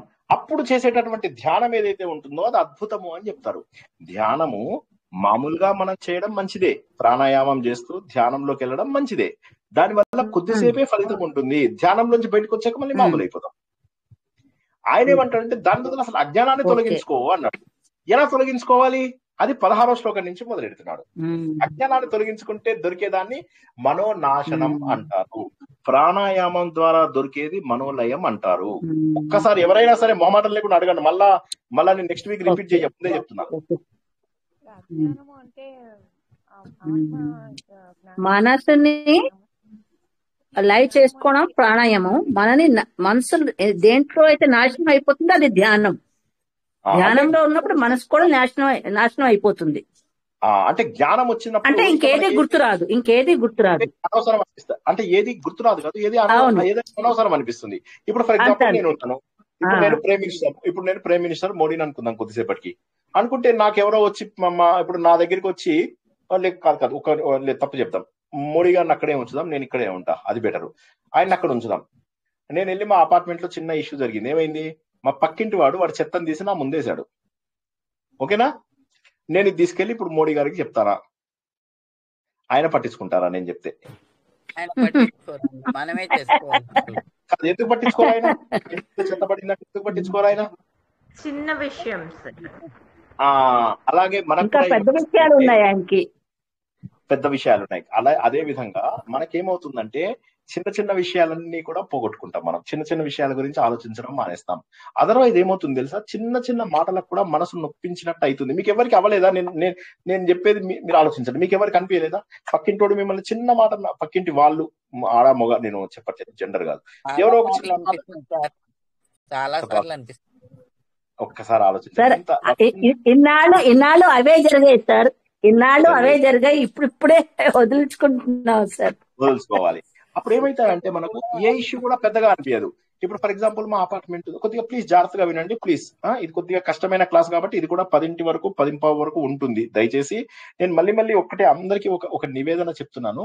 ఈ 7 రోజుల్లో ఎక్కువగా తత్వానికి సంబంధించినవే తెలుసుకుంటున్నాం కాబట్టి కేవలము తత్వజ్ఞానము అర్థం చేసుకుని శాశ్వతంగా ఆనందంగా ఎలా ఉండాలి అనే వాళ్ళు మాత్రమే రండి. ఇది మామూలుగా ఏదో టైం పాస్ కి కథలు చెప్పేది కాదని అందరికీ కూడా నేను బతిమలాడుతున్నాను. నేనేమనుకోను, నేనేమంటున్నాను అంటే క్లాస్ కి ఇంతమంది వచ్చారని నేను అసలు చూడను. మీ అందరికీ తెలుసు, నేను 8 మంది 10 మంది రాగానే క్లాస్ స్టార్ట్ చేసేస్తా. కాబట్టి ప్లీజ్ కొద్దిగా ఆలోచిస్తాం, మేము బ్రెయిన్ పెట్టి ఆలోచిస్తాము, తర్వాత కూడా మననం నిధిధ్యాసనం చేస్తామన్న వాళ్ళే రావాలి. ఎందుకంటే ఇది కష్టం కొద్దిగా. ఇప్పుడు ఇక్కడ ఏమవుతుంది, చిన్న చిన్న ప్రాబ్లమ్స్ ని మనం వదిలేస్తాం. ఉదాహరణకి ఒక 5 ఏళ్ల కింద జరిగిన ఇన్సిడెంట్ ఇవాళ జ్ఞాపకం ఉంటుందా? ఉండదు. అంటే సమస్యలు ఎన్నో ఉంటాయి, కానీ మన జీవితము సమస్యలను దాటి పెద్దది. సమస్యలు వస్తూ ఉంటాయి, సమస్యలు పోతూ ఉంటాయి, కానీ మన జీవితము సమస్యల కంటే కూడా పెద్దది. కాబట్టి ఏం చేస్తాం మనము, వాటన్నిటిని వదిలేసుకుంటూ వెళ్ళాలి. అంటే ఎదగడం దాని నుంచి ఎదగాలి, ఆ స్థాయి నుంచి. ఇప్పుడు ఏమైతుంది, పక్కన ఎవడో నీళ్ళ కోసం కొట్లాడుకుంటున్నాడు, మనం పట్టించుకో, కానీ నేను నాకెందుకు అని చెప్పి అనుకుంటాం. అదే విధంగా మనకి ఎవరన్నా చెప్పినా అదే మెల్లమెల్లగా రిమూవ్డ్ లిస్ట్ లోపల పెట్టేస్తున్నాం మనం. అనవసరమైన లిస్టు అనొకటి తయారు చేసుకోండి. ఆ అనవసరమైన లిస్టు లోపల ఒక్కొక్కటి యాడ్ చేసుకోండి. ఏంటి? నంబర్ 1, మనము అనవసరంగా ఎవరి కోసము సమయాన్ని కేటాయించకూడదు. నెంబర్ 2, ఆత్మీయులు కాని వాళ్ళని వదిలేయాలి. నెంబర్ 3, రోజు ఫోన్ కాల్స్ ని తగ్గించుకోవాలి. 3, 4, అనవసరమైన ఫంక్షన్స్ కి వెళ్ళకూడదు. ఇలా ఒక నెగటివ్ లిస్ట్ ఒకటి పెట్టుకొని వాళ్ళతో పూర్తి స్థాయిగా తగ్గించుకోండి. తగ్గించుకుంటే ఏమవుతుంది, మీ బ్రెయిన్ పైన ఉన్నటువంటి ప్రెషర్ తగ్గిపోయి ఇప్పుడేం చేస్తారు, ఈ మిగిలిపోయిన సమయం ఏవైతే చెత్త విషయాలకు, చెత్త మాటలకు, చెత్త ఫోన్ కాల్స్ కి, చెత్త పనులకు, నేరాలకు, చాడీలకు, వీడి జీవితంలో ఏం జరిగింది, ఇవన్నీ వదిలేసి అప్పుడు సాధన వైపు ఆలోచించండి. భగవంతుడి తత్వం వైపు, ప్రవచనాలు వినడము, పుస్తకాలు చదువుకోవడము, డాక్యుమెంటరీలు చూడడము, చక్కటి డాక్యుమెంటరీలు చూడొచ్చు. లేదు మనసు ప్రశాంతంగా ఉండాలంటే టీవీ చూడండి, సినిమా చూడండి, ఏం పర్వాలేదు, కానీ ప్రశాంతంగా ఉండండి. సినిమా చూసినా కూడా ధ్యానంతో సమానమే. మంచి సినిమా ఒక ధ్యానంతో సమానం. అలా ప్రశాంతంగా సినిమాలో లీనం అయిపోతాం. కాబట్టి అది కూడా చెయ్యండి. కానీ ఈ రిమూవ్డ్ లిస్ట్ అందరూ తయారు చేసి తీరవలసిందే. ఆ లిస్ట్ లోపల ఎప్పుడైతే వస్తారో జనాలు, వాటిని పట్టించుకోకుండా మనం ఉండడం మెల్లమెల్లగా అలవాటు చేసుకోవాలి. ఎలా అలవాటు చేసుకోవాలి అంటే, 100 ముడులు ఉన్నప్పుడు మనం ఏం చేస్తాము, అన్ని ముళ్ళని పట్టుకుని ఇలా లాగితే అది ఇంకా కాస్త గట్టి అవుతుంది. దాని మొదట ఎక్కడుందో చూసి ఆ ముడిని విప్పుతాం, 2వ ముడిని విప్పుతాం, 3వ ముడిని విప్పుతాం, 4వ ముడిని విప్పుతాం. ఇవి ముడులుగా విడదీయవలసినదే. అర్థం కాని వాళ్ళని అడగండి. ఎవరో ఇందాక ప్రశ్న అడగబోయారు మధ్యలో ఒకళ్ళు. సినిమా చూస్తే కూడా తత్వచింతన చేయాలి సార్. సినిమాలో కూడా మన తత్వచింతన ఉంటది. ఇది ఏం జరుగుతుంది, మనకు సంబంధించిన అవసరం లేదు, ఒక స్టోరీ అనేది అర్థం చేసుకోవాలి మనం. కరెక్ట్. ప్రశ్న ఎవరో మధ్యలో అడిగారు ఇందాక, చాముండేశ్వరి. అవే సార్, కొంచెం అవి లిస్ట్ చెప్తారా సార్? నెక్స్ట్ ఇంకొకటి చిన్నది, అంటే ఇది టాపిక్ అడగొచ్చో లేదో నాకు తెలియదు సార్. ఇప్పుడు మీరు అన్నారని నేను అడుగుతున్నాను. అంటే వాటికి వెళ్ళకూడదు, ఓకే సార్. అంటే పిలిచిన తర్వాత మరి వెళ్ళకపోతే అది మళ్ళీ కరెక్ట్ కాదు. అంటే వాళ్ళు మీకు ఆత్మీయులైతే వెళ్ళండి. ఆత్మీయులకి ఎప్పుడు మీరు దూరం ఉండాలని నేను అనను. ఆత్మీయులు అంటే ఏంటంటే, మీ మంచిని చూసి సంతోషించే వాళ్ళు, మీ చెడుని చూసి బాధపడే వాళ్ళు అయితే వెళ్ళండి. మీకు చెడు జరిగిందంటే వాళ్ళ కళ్ళల్లోంచి నీళ్ళు వచ్చాయి అనుకోండి, మీకు మంచి జరుగుతుంటే వాళ్ళ ఆనందంతో పొంగిపోయారు అనుకోండి, వాళ్ళని ఎప్పుడు వదలకండి. జీవితంలో అలాంటి వాళ్ళని ఎందుకు వదులుతారు? ఎప్పుడు వదలకండి. కానీ అలా ఎవరు సార్, 300 ఒక్క నిమిషం ఆవిడ అడగనియండి ప్లీజ్. అందరూ మ్యూట్ లోకి వెళ్ళిపోండి. రిక్వెస్ట్, అందరూ మ్యూట్ లోకి వెళ్ళిపోండి ప్లీజ్. చాముండేశ్వరి గారు అడగండి.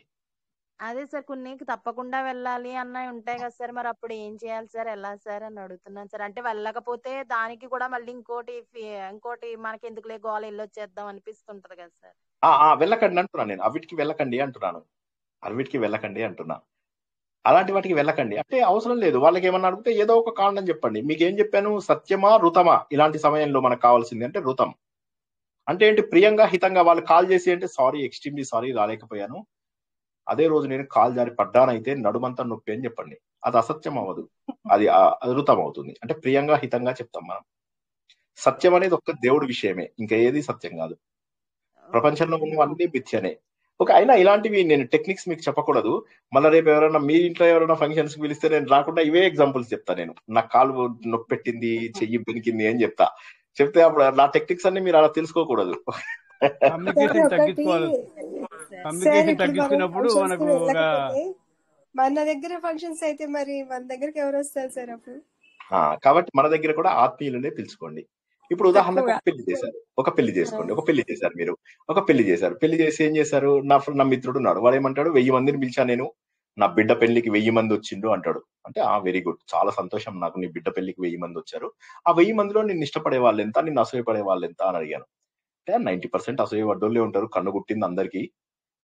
10% వాళ్ళు అయితే ఫోన్లే, కనీసం 10% ఉన్నారు, నువ్వు చాలా అదృష్టవంతుడివి. 1000 మందిలో 100 మంది నిన్ను ఇష్టపడుతున్నారంటే it's a great achievement, undoubtedly it's a great achievement. అంటే లేదు, వాళ్ళు ఏంటంటే న్యూట్రల్ పీపుల్, దబదబ వచ్చేసి తినేసి వెళ్ళిపోయిన వాళ్ళు అన్నాడు. మరి ఇందులో 1% అయినా నిన్ను బాగా ప్రేమించే వాళ్ళు ఉన్నారా అంటే 1% లేరు, కానీ 0.001 ఎవరు వాళ్ళు అంటే నా వైఫ్ అన్నాడు. నువ్వు నీ వైఫ్ పిల్ల పెళ్లి చేసినప్పుడు ఒకళ్ళకొకళ్ళు ఆత్మీయులు, అది వైఫ్ పిల్లలు ఎప్పటికీ ఆత్మీయులే, అందులో అనుమానం ఏముంది. తర్వాత తత్వంలో చూసుకుంటే వాళ్ళు కూడా మనకు అవసరం లేదు, బట్ అట్లీస్ట్ మీరు చెప్తున్న ఫంక్షన్స్ వరకు వైఫ్ పిల్లలు అవసరమే కదా ఖచ్చితంగా. మిమ్మల్ని పుట్టించిన వారు, మీరు మీ ద్వారా వచ్చిన వాళ్ళు ఈ భూమి మీదకి, వాళ్ళు మీకు అవసరమే ఖచ్చితంగా. ఇప్పుడు మా అమ్మగారు ఉన్నారు, నేను ఈ రోజుకు మా అమ్మకి చాలా బాగా చేసుకుంటాను, చాలా బాగా చూసుకుంటాను నేను మా అమ్మని. సో అది తప్పులేదు కదా. అలాగే మా అన్నయ్య ఉన్నారు, ఆయన మా అమ్మ దగ్గరే ఉంటారు, ఆయనను కూడా నేనే చూసుకుంటాను, నాకు అన్నయ్య కూడా చాలా ఇష్టం. సో అదే ఇంకొక అన్నయ్య కూడా ఉన్నాడు, ఆయన తనంతట తను డిపెండ్ అవ్వగలడు. సో ఆయన నేను పెద్దగా పట్టించుకోను. నా పైన ఆధారపడ్డ వాళ్ళని నేను చాలా ప్రేమగా, మంచిగా, బాధ్యతగా చేయాలి. వాళ్ళని అలా వదిలేసి వెళ్ళిపోతామా? తప్పది. దాని గురించి మాట్లాడటం లేదు. నేనేమంటున్నానంటే అనవసరమైన గోళలు ఆపండి అంటున్నా. ఇప్పుడు ఎవడో పారాయణానికి పిలిచాడు, ఈ రంగు చీర కట్టుకోనరా, ఈ రంగు పువ్వులు పెట్టుకోనరా, మగవాళ్ళైతే ఈ రంగు లాల్చీ వేసుకోనరా, అక్కడ వెళ్ళి కర్రలు తీసుకొనిరా, నువ్వు నా గుండు మీద కొట్టు, నేను నీ గుండు మీద వదిలేయండి. నిజంగా సార్ ఇప్పుడు ఈ రోజుల్లో అలాగే జరుగుతుంది మీరు అన్నట్టుగా, ఎక్కువగా జరుగుతుంది. అంతా ఏమవుతుంది, ఇక్కడ చూసినా అలాగే ఉంది సార్. మీరు చూడండి, 1,00,000 గల అర్చన, కోటి గల అర్చన, కోటి గల అర్చన, గ్రూప్ సారీస్, ఇది అంటే ఇవి ఏమైతున్నాయంటే తప్పు ఒప్పుల సంగతి పక్కన పెట్టేసి ఎదుగుదల ఉండదు. తప్ప ఒప్ప అది దేవునికి వదిలేద్దాం. మనమేమి ఎవరిని అనేంత శక్తి లేదు మనకు. కానీ నేనేమంటానంటే దీనివల్ల ఆధ్యాత్మిక ఎదుగుదల ఎక్కడ ఉంది? దీనికోసం మళ్ళీ సెపరేట్ ఐడి కార్డులు, వాలంటీర్, మేనేజర్, ఇలాంటివన్నీ మళ్ళీ ID card, special ID card, మళ్ళీ వాటి కోసం అని స్పెషల్ ఇది. స్టేజ్ మీదకి వస్తే నువ్వెందుకు వచ్చావు స్టేజ్ మీదకి, ఇది మా గ్రూప్ వాళ్ళు దిగాల్సిన ఫోటో, ఇలాంటి మాటలు. అంటే ఇది ఏమైపోతుందంటే దేవుడి దగ్గరే తప్పులు చేస్తుంటారు ఇలాంటివన్నీ. సో ఎనీవే అవన్నీ పక్కన వదిలేసి నేనేమంటానంటే మీకు నచ్చిన వాళ్ళు ఆత్మీయులతోటి మీరు ఉండండి. ఇప్పటికీ నేను కాదనండి, మీ ఆత్మీయులని నేను ఎప్పుడు ఇదనే వాళ్ళగా. కాకపోతే 50 ఏళ్ళు దాటిన తర్వాత పిల్లలకు వాళ్ళకి కూడా కాస్త దూరంగా ఉండడం అలవాటు చేసుకోవాలి. లేకపోతే ఏమవుతుందంటే పిల్లలపైన ఆధారపడిపోతారు. పిల్లలపైన ఆధారపడితే తప్పేంటంటే మీ అదృష్టం బాగుండి వాళ్ళు మిమ్మల్ని చాలా ప్రేమగా చూసుకుంటే ఓకే, కానీ వాళ్ళు కూడా మిమ్మల్ని బర్డెన్ గా ఫీల్ అవుతున్నారు. వాళ్ళు ఫీల్ అవ్వకపోవచ్చు, మీ పిల్లల భార్యలు ఫీల్ అవ్వచ్చు కదా, మీ అల్లుడు మంచివాడు అవ్వకపోవచ్చు కదా, మీ అల్లుడు రోజు తాగొచ్చి కూతుర్ను కొడితే ఏం చేస్తారు? సో కాబట్టి ఏళ్ళు దాటిన కొంచెం ఇష్యూస్ వస్తాయి కదా, హెల్త్ ఇష్యూస్ వస్తుంటాయి కదా, అప్పుడు ఎలా అవి రావు. ఎందుకోసం అంటే దేవుడు ఏమన్నాడు, నా దారిలో ఉన్నవాడికి జరా వ్యాధులు రావు అని చెప్పి అన్నాడు కదా దేవుడు. సో దేవుడిని నమ్మాలి. దేవుడిని నమ్మము అంటే నేను ఏం చేయమంటారు? దేవుణ్ణి నమ్మని వాళ్ళ కోసము నేను అసలు ప్రవచనాలు చెప్పను. నేను దేవుణ్ణి నమ్మని వాళ్ళకు ప్రవచనం చెప్పను. మన ప్రవచనానికి ఫస్ట్ అర్హత ఏంటంటే దేవుడు ఉన్నాడని నమ్మడం. ఇంట్లో ఒక్కసారి ఎవరైనా దేవుడు ఉన్నాడు అని నమ్మని వాళ్ళు వెళ్ళిపోవచ్చు, ఏమనుకోవద్దు నేను ఇలా అంటున్నందుకు. నేనేం దేవుణ్ణి చూడలేదు, కానీ అనుభవం మాత్రం ఉంది, ఖచ్చితమైన అనుభవం ఉంది. అది మీకు నేను రాసిస్తాను, I can give you in writing. ఇది రికార్డెడ్ సెషన్. దేవుడు ఉన్నాడని అనుభవం ఉంది, దేవుడు ఉన్నాడు నన్ను నమ్మండి. నమ్మకం లేని వాళ్ళు వెళ్ళిపోండి. నేను ఏమంటున్నాను, నమ్మకం అక్కడ నమ్మకం లేనప్పుడు ఎందుకు ఇవన్నీ? దేవుడే చెప్తున్నాడు జరా వ్యాధులు రాని అని. అంత భక్తితో మనం ఉంటే దేవుడు మనకి ఎందుకు రాణిస్తాడు అవి? కాబట్టి ఎవరిపైన డిపెండ్, ఫ్యూచర్ లో నాకు ఎప్పుడో అవసరం అవుతుంది అని మనము ఇవాళ పిల్లలపైన, వాళ్ళపైన, వీళ్ళపైన ఆధారపడితే ఆ సమయానికి వాళ్ళు చేయకపోవచ్చు, తీసుకెళ్లి రోడ్డు మీద పారేస్తే ఏం చేస్తారు? సో నాకు తెలిసిన ఎన్నో ఫ్యామిలీస్ లోపల పిల్లల తల్లిదండ్రులు చూసుకుని వాళ్ళని ఎంతమందిని చూశాను, రోడ్డు మీద ఇదైన వాళ్ళని ఎంతమందినో. కోడలు ఇంత అన్నం పెట్టి ఎన్ని దెబ్బలు కొట్టే వాళ్ళని చూశాను, లాగి కొడుతోంది. అత్తగారు వీల్ చైర్ లో పారిపోతుంటే ఇలా జుట్టు పట్టి ఇలా లాగితే అత్తగారు ఆ తలుపును పట్టుకుని పక్క రూమ్ లోకి వెళ్ళాలని ప్రయత్నం చేస్తే లాగి ఫటా ఫటా ఫటా ఫటా ఫటా ఫటా ఫటా కొట్టేస్తోంది. ఇవన్నీ అనుభవిస్తూ బతకాలని కోరికుందా? ఆలోచించండి ఒకసారి. మా పిల్లలు అలాంటి వాళ్ళు కాదు, ఫైన్.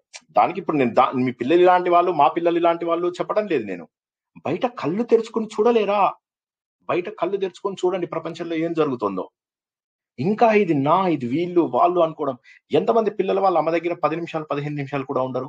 ఎంతమంది పిల్లలు తల్లి కాల్ చేస్తే ఫోన్ కట్ చేయరు. అన్నీ మనం అనుభవించిన తర్వాతే రియలైజ్ అవ్వాలా? వేరే వాళ్ళ అనుభవాల నుంచి నేర్చుకోమా? మనమే అనుభవాలు గుర కావాలా? వేరే వాళ్ళ అనుభవాల ద్వారా మనం నేర్చుకోమా? అలా అని చెప్పి పిల్లలతో శత్రుత్వం పెట్టుకొని వెళ్ళమనడం లేదు. పూర్వకాలంలో వానప్రస్థానికి ఎందుకు వెళ్ళేవాళ్ళు? వాళ్ళు శత్రుత్వం పెట్టుకుని వెళ్ళేవాళ్ళ? శరీరంలో శక్తి ఉన్నప్పుడే పిల్లల పైన ఆధారపడడం మనం తగ్గించుకోగలగాలి. డబ్బెట్లాగా సార్, నాకు ముసలితనంలో ఉన్న డబ్బంతా పిల్లలకు పెట్టేశాను. మరి ఎందుకు ఆలోచించలేదు? లాంగ్ టర్మ్ ప్లానింగ్ ఎందుకు చేయలేదు? లేదు సార్, మాది ఆర్థికంగా చాలా చితికిపోయిన అలాంటివి వదిలేయండి. కొన్ని ఎక్సెప్షన్ కేసెస్ మనం ఏం చేయలేం. లేదు సార్, నేను 70 ఏళ్ళకు కూడా నేను సంపాదించకపోతే నడవదు, తప్పదు. సార్, నాకు 80 ఏళ్ళు వచ్చాయి, మా అమ్మగారికి 120 ఇయర్స్, నేను మా అమ్మగారిని చూడాలి. ఎస్, అవి కూడా స్పెషల్ కేసెస్. ఇవన్నీ స్పెషల్ కేసెస్. నేను అంటున్నది జనరల్ కేసెస్ లోపల ఉన్నటువంటి వాటికి చెప్తున్నాను. జనరల్ కేసెస్ లోపల అన్ని బాగున్న వాళ్ళు కూడా ఇందులోంచి వదలడానికి ఇష్టపడరు. ఇది బానే ఉంది కదా, నా కూతురు పెళ్లి చేస్తున్నాను, మనవరాలు పెళ్లి చేస్తున్నాను, మనవాడి పెళ్లి చేస్తున్నాను, మా పెదనాన్న కొడుకు చెల్లెలు కూతురు పెళ్లి, వాళ్ళ ఇంట్లో ఇది లాస్ట్ పెళ్లి, వాళ్ళ ఇంట్లో ఇది ఫస్ట్ పెళ్లి. అది కాక మీరు పిలుస్తారు, 1000 మందిని పిలిచారు. పిలిచిన తర్వాత ఆ పెళ్లి పెటాకులు అయింది అనుకుందాం, 3 నెలల్లోనో 6 నెలల్లోనో అయింది. ఈ 1000 మంది మిమ్మల్ని చూసి నవ్వుతారు. మీ చాటుగా చెవులు కొరుక్కుని చేస్తారు. మీరు ఎవరినైతే ఇది చేస్తారు, మీ పెళ్లి, మీ కూతురుదే తప్పు, నేను ఇంతకుముందు చూశాను కదా, మీ కూతురులోనే కొద్దిగా తప్పు ఉంది, మెంటల్ ఉంది ఆమెకి, మీ కొడుకు తాగుబోతు. ఇవన్నీ వినలేదా మీరు? చూడలేదా? నేను చెప్పాలా ఇవన్నీ? మీ అందరికి ఇంతకంటే ఎక్కువ అనుభవాలు ఉన్నాయి. నాకు ఇంకా పట్టించుకోవట్లేదు కాబట్టి నాకున్న అనుభవాలు కొంతే. మీరు చుట్టుపక్కల చూడండి. పెళ్లి సక్సెస్ అయితే 15-20 ఏళ్ళు కాపురం చేస్తే గ్రాండ్ పార్టీ ఇవ్వండి. గ్రాండ్ పార్టీ అప్పుడు ఇచ్చుకోండి. ఇప్పుడే ఖర్చు పెట్టేసి లక్షల కొద్ది కోట్ల కొద్ది ఖర్చు పెడతారు. ఖర్చు పెట్టిన తర్వాత వాళ్ళని వదులుచుకోవడానికి కోట్ల కొద్ది లక్షల కొద్ది భరణం ఇస్తే గానీ వదలరు. అప్పుడు ఏం చేస్తారు? మంత్రతంత్రాలు ఇవన్నీ బాగున్నాయి, జ్యోతిష్యం బాగుంది, జాతకాలు చూసుకున్నాం, అన్ని చూసుకున్నాం, పెళ్లిళ్ళు ఎందుకు పెటాకులు అవుతున్నాయి? కాబట్టి ఆర్భాటం కాదు. మీరు పెళ్లిళ్ళు చేస్తే ఎవరు రారు అని చెప్పి బెంగపడకండి. మీ ఆత్మీయులు ఎవరైతే మీ మంచి జరిగినా మీ చెడు జరిగినా మీతో నిలబడే వ్యక్తులని ఒకరినో ఇద్దరినో సంపాదించండి. వాళ్ళు కూడా లేరా? సరే, ఒక కుటుంబంలో ఎంతమంది ఉంటే మనం సంతోషంగా ఉంటాము? ఒక భార్య, ఒక భర్త, ఒకరో ఇద్దరో పిల్లలు, చాలు. భగవంతుడు, జగమంతా కుటుంబం మాది, ఏకాకి జీవితం మనది. ఆ భావన లేకపోతే గెలవాలంటే ఎన్నిసార్లు చెప్పినా అందులోకి వెళ్ళి వీళ్ళేమనుకుంటారు వాళ్ళేమనుకుంటారు అంటే నేను ఏం జవాబు చెప్పాలి? ఎవరేమనుకుంటారు అనేటటువంటి భావన ఉంటే మనస్సు పైన ప్రెషర్ పడుతుంది. అలా మనస్సును అంత డిస్టర్బ్ చేసేసుకోకండి. ఇలా 100 ఆలోచనలు కూర్చున్న ఒక్క 5 నిమిషాల్లో కూర్చోమని చెప్తే, నేను ధ్యానంలో కూర్చోమని చెప్తాను. ఎక్కడ లేని ఆలోచనలు ధ్యానంలోనే వచ్చాయని చెప్తారు వాళ్ళు. నేను మా మిత్రుడు ఒకసారి కంచి లోపల కైలాస ఆలయం అని కూడా ఆలయం ఉంది, ఆలయానికి వెళ్ళాం.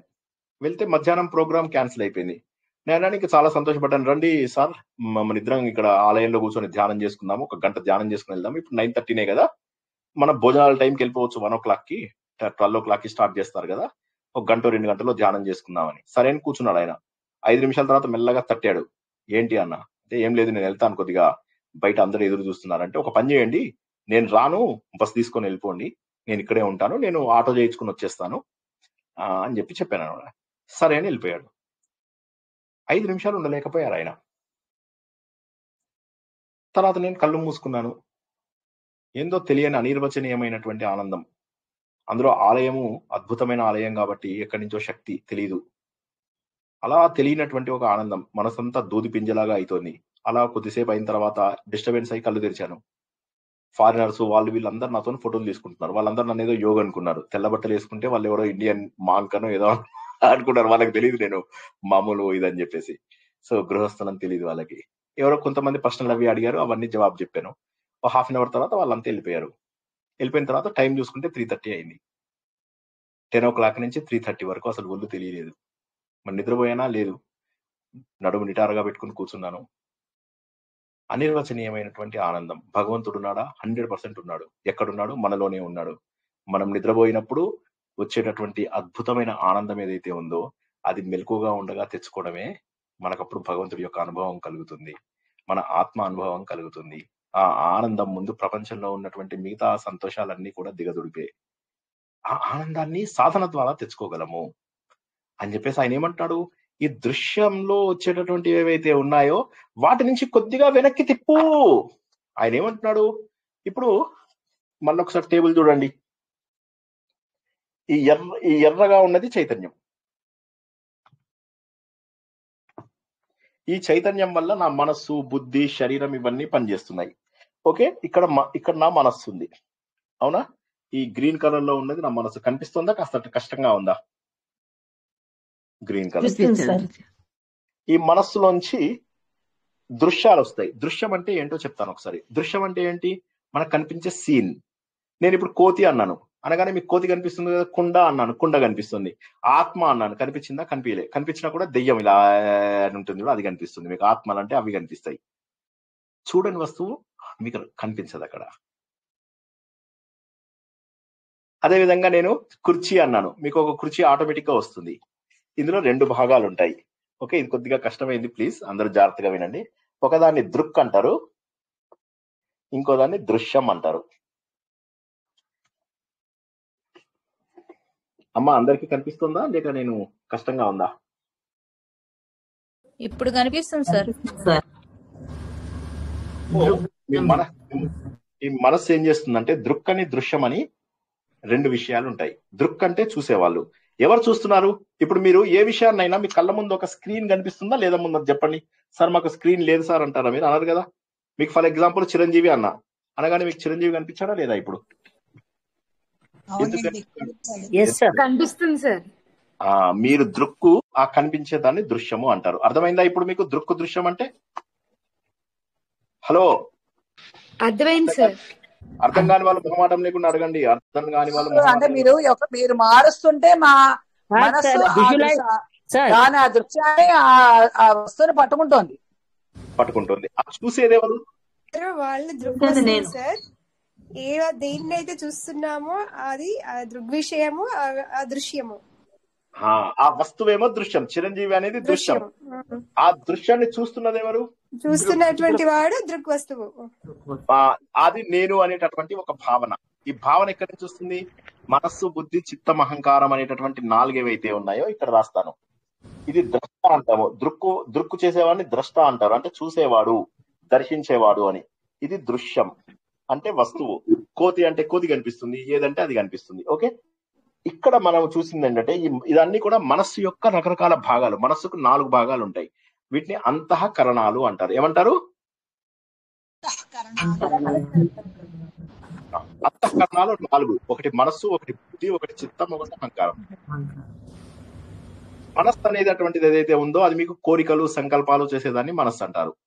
బుద్ధి అనేది ఏంటంటే డెసిషన్ తీసుకుంటే బుద్ధి అంటారు. చిత్తం అంటే ఏంటంటే ఈ వస్తువులన్నీ ఇక్కడ స్టోర్ చేసుకుంటుంది. ఉదాహరణకి నేను కోతి అనగానే అందులోంచి తీసి కోతిలా ఉంటుంది అని చూపిస్తుంది. శ్రీనివాస్ దర్బా అని ఇంటి దగ్గర ఎవరైనా మీకు చెప్పారనుకోండి, నా ముఖము ఇక్కడి నుంచి తీసి చూపిస్తుంది. కొత్తగా ఒక వ్యక్తి పరిచయం అవుతాడు. పరిచయం అవగానే ఆ వ్యక్తిని ఇందులో దాస్తుంది. నెక్స్ట్ టైం ఆ వ్యక్తిని చూసినప్పుడు ఇందులోంచి తీసి మీకు చూపిస్తుంది. అంటే మీకు ఒక స్క్రీన్ ఉంది, మీ దగ్గర ఒక స్క్రీన్ ఉంది. అర్థమైందా? ప్లీజ్ మీకు ఒక స్క్రీన్ ఉంది. మీరు ఆ స్క్రీన్ మీద కళ్ళలోనే చూస్తున్నారు. కళ్ళు మూసుకున్నా కూడా మీకు ఆ స్క్రీన్ ఉంది. అమ్మా, ఇది అర్థం కాని వాళ్ళు ఎవరైనా అడగండి, మొహమాట పడద్దు, సిగ్గుపడద్దు. ఇక్కడ సార్ ఇక్కడ దృగ్వస్తువు అంటే మన కళ్ళు అని చెప్పొచ్చా? కళ్ళు ఎలా అవుతాయి? కళ్ళు మూసుకున్నా కూడా కనిపిస్తుంది కదా అది. కళ్ళు మూసుకోండి. ప్రసన్న మీరు కళ్ళు మూసుకోండి. కళ్ళు మూసుకోండి. కళ్ళు మూసుకొని ఇప్పుడు నేనేమంటున్నానంటే కళ్ళు మూసుకున్నాను. నేను కూడా కళ్ళు మూసుకున్నాను. అందరూ కళ్ళు మూసుకోండి ఒకసారి. నేను చెప్పినవి కనిపించాయా లేదా చెప్పండి. ఓకేనా? అందరూ కళ్ళు మూసుకోండి. ఎవ్వరు కూడా కళ్ళు తెరిచి ఉండకూడదు. భోజనాలు చేయకూడదు, వంట చేయకూడదు, ఏ పని చేయకూడదు. ఉపదేశ సారము భగవద్గీత క్లాసులు అవుతున్నప్పుడు ఏ పని చేయకూడదు. కళ్ళు మూసుకోండి. వడ్డానము, గాంధీ తాత, అందరూ కళ్ళు మూసుకోండి. Subhash Chandra Bose, Nagarjuna, Anjali Devi, Waheeda Rehman, Hitler, Steve Jobs, Elon Musk, Trudeau, కుండ, సముద్రం, చంద్రుడు, బంగ్లా. జై శ్రీకృష్ణ. అందరూ కళ్ళు తెరవండి. అర్థం చేసుకోవడానికి ప్రయత్నం చేయండి. క్లాస్ టైం పడుతుంది. మళ్ళా తర్వాత సార్ 10ంటికి వెళ్ళిపోతామని అనొద్దు. సార్ అందరు కళ్ళు తెరవండి. మనకి తెలిసినవన్నీ కనబడ్డాయి, తెలియనివి కనబడలేదండి. Very good, very good. ఎవరన్నా ఇంకో జవాబు చెప్పండి. అంతే సార్, ఏవైతే తెలుసో అవన్నీ చూసాము, కొన్ని తెలియని కనబడలేదు. దేని గురించి అయితే మనకు అవగాహన ఉన్నదో అవన్నీ మనం విజువలైజ్ చేసుకోగలుగుతాం సార్. Very good. విన్నవి చూసినవి అవును, చిత్తంలో స్టోర్ అయినవి చూసాం. చిత్తంలో స్టోర్ అయినవి చూసారు. Very good. మీకు ఇవన్నీ చూపిస్తున్నాయి కదా, అదేమి మనకు ఆ చూపించే వస్తువు ఏమిటి సార్? నామంతో పాటు రూపం కూడా వస్తుంది సార్. ఎస్, నామము రూపము మీకు వచ్చాయి. ఓకేనా, రెండు కూడా కనిపించాయి. ఇప్పుడు మీకు ఇక్కడ ఏమైంది, అది మీ చిత్తంలోంచి తీసి మీకు చూపిస్తోంది. చూసేది ఎవరు? చూసేవాడు దృక్. ద్రష్ట, దృక్ అంటే దృష్టి. చూసింది ఏంటి? దృశ్యం. అవునా? ఇప్పుడు ఈ దృశ్యం అనేటటువంటిది ఏదైతే ఉందో ఇది మీ చిత్తంలో ఉన్న వస్తువులన్నింటి, ఈ చిత్తంలో ఉన్న వస్తువులన్నింటినీ మనం గత వారం తెలుసుకున్నట్టుగా కొద్దిగా మనం గత వారానికి ఒక్క స్టెప్ వెనక్కి వెళ్ళాం అంతే. గత వారం చెప్పుకున్న దానికే ఒక స్టెప్ వెనక్కి వెళ్తున్నాం అంతే. ఏమీ మనం ఇదవద్దు. సో ఇది ఇక్కడ మీకేమైంది, ఈ ద్రష్ట అనేవాడు ఎవడైతే ఉన్నాడో ఇదెవరు? ఇది మనస్సే. ఈ దృశ్యంని కూడా చూపించేది మనస్సే. అర్థమైందా? ఈ రెండింటిని చేసేది మనస్సే. మనస్సు యొక్క రెండు వికల్పాలు ఏవైతే, రెండు భాగాలు ఏవైతే ఉన్నాయో అవి చూపిస్తున్నాయి. మనస్సు యొక్క రెండు భాగాలు, ఒకటి దృక్కుగాను ఒకటి దృశ్యంగాను మిగిలిపోయింది. ఇప్పుడు ఈ దృశ్యం అనేది మీరు జ్ఞాపకం తెచ్చుకున్న ప్రతిసారి అది బయటకు వస్తుంది.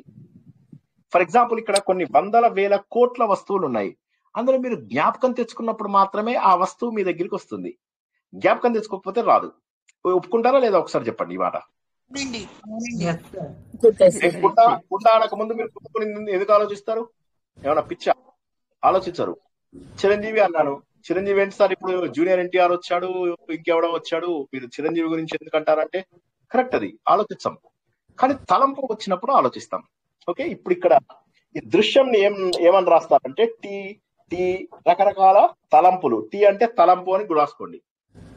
100 తలంపులు, 100 తలంపులు, 100 తలంపులు. 100 తలంపులు అంటే ఎన్ని దృశ్యాలు కనిపిస్తాయి మీకు?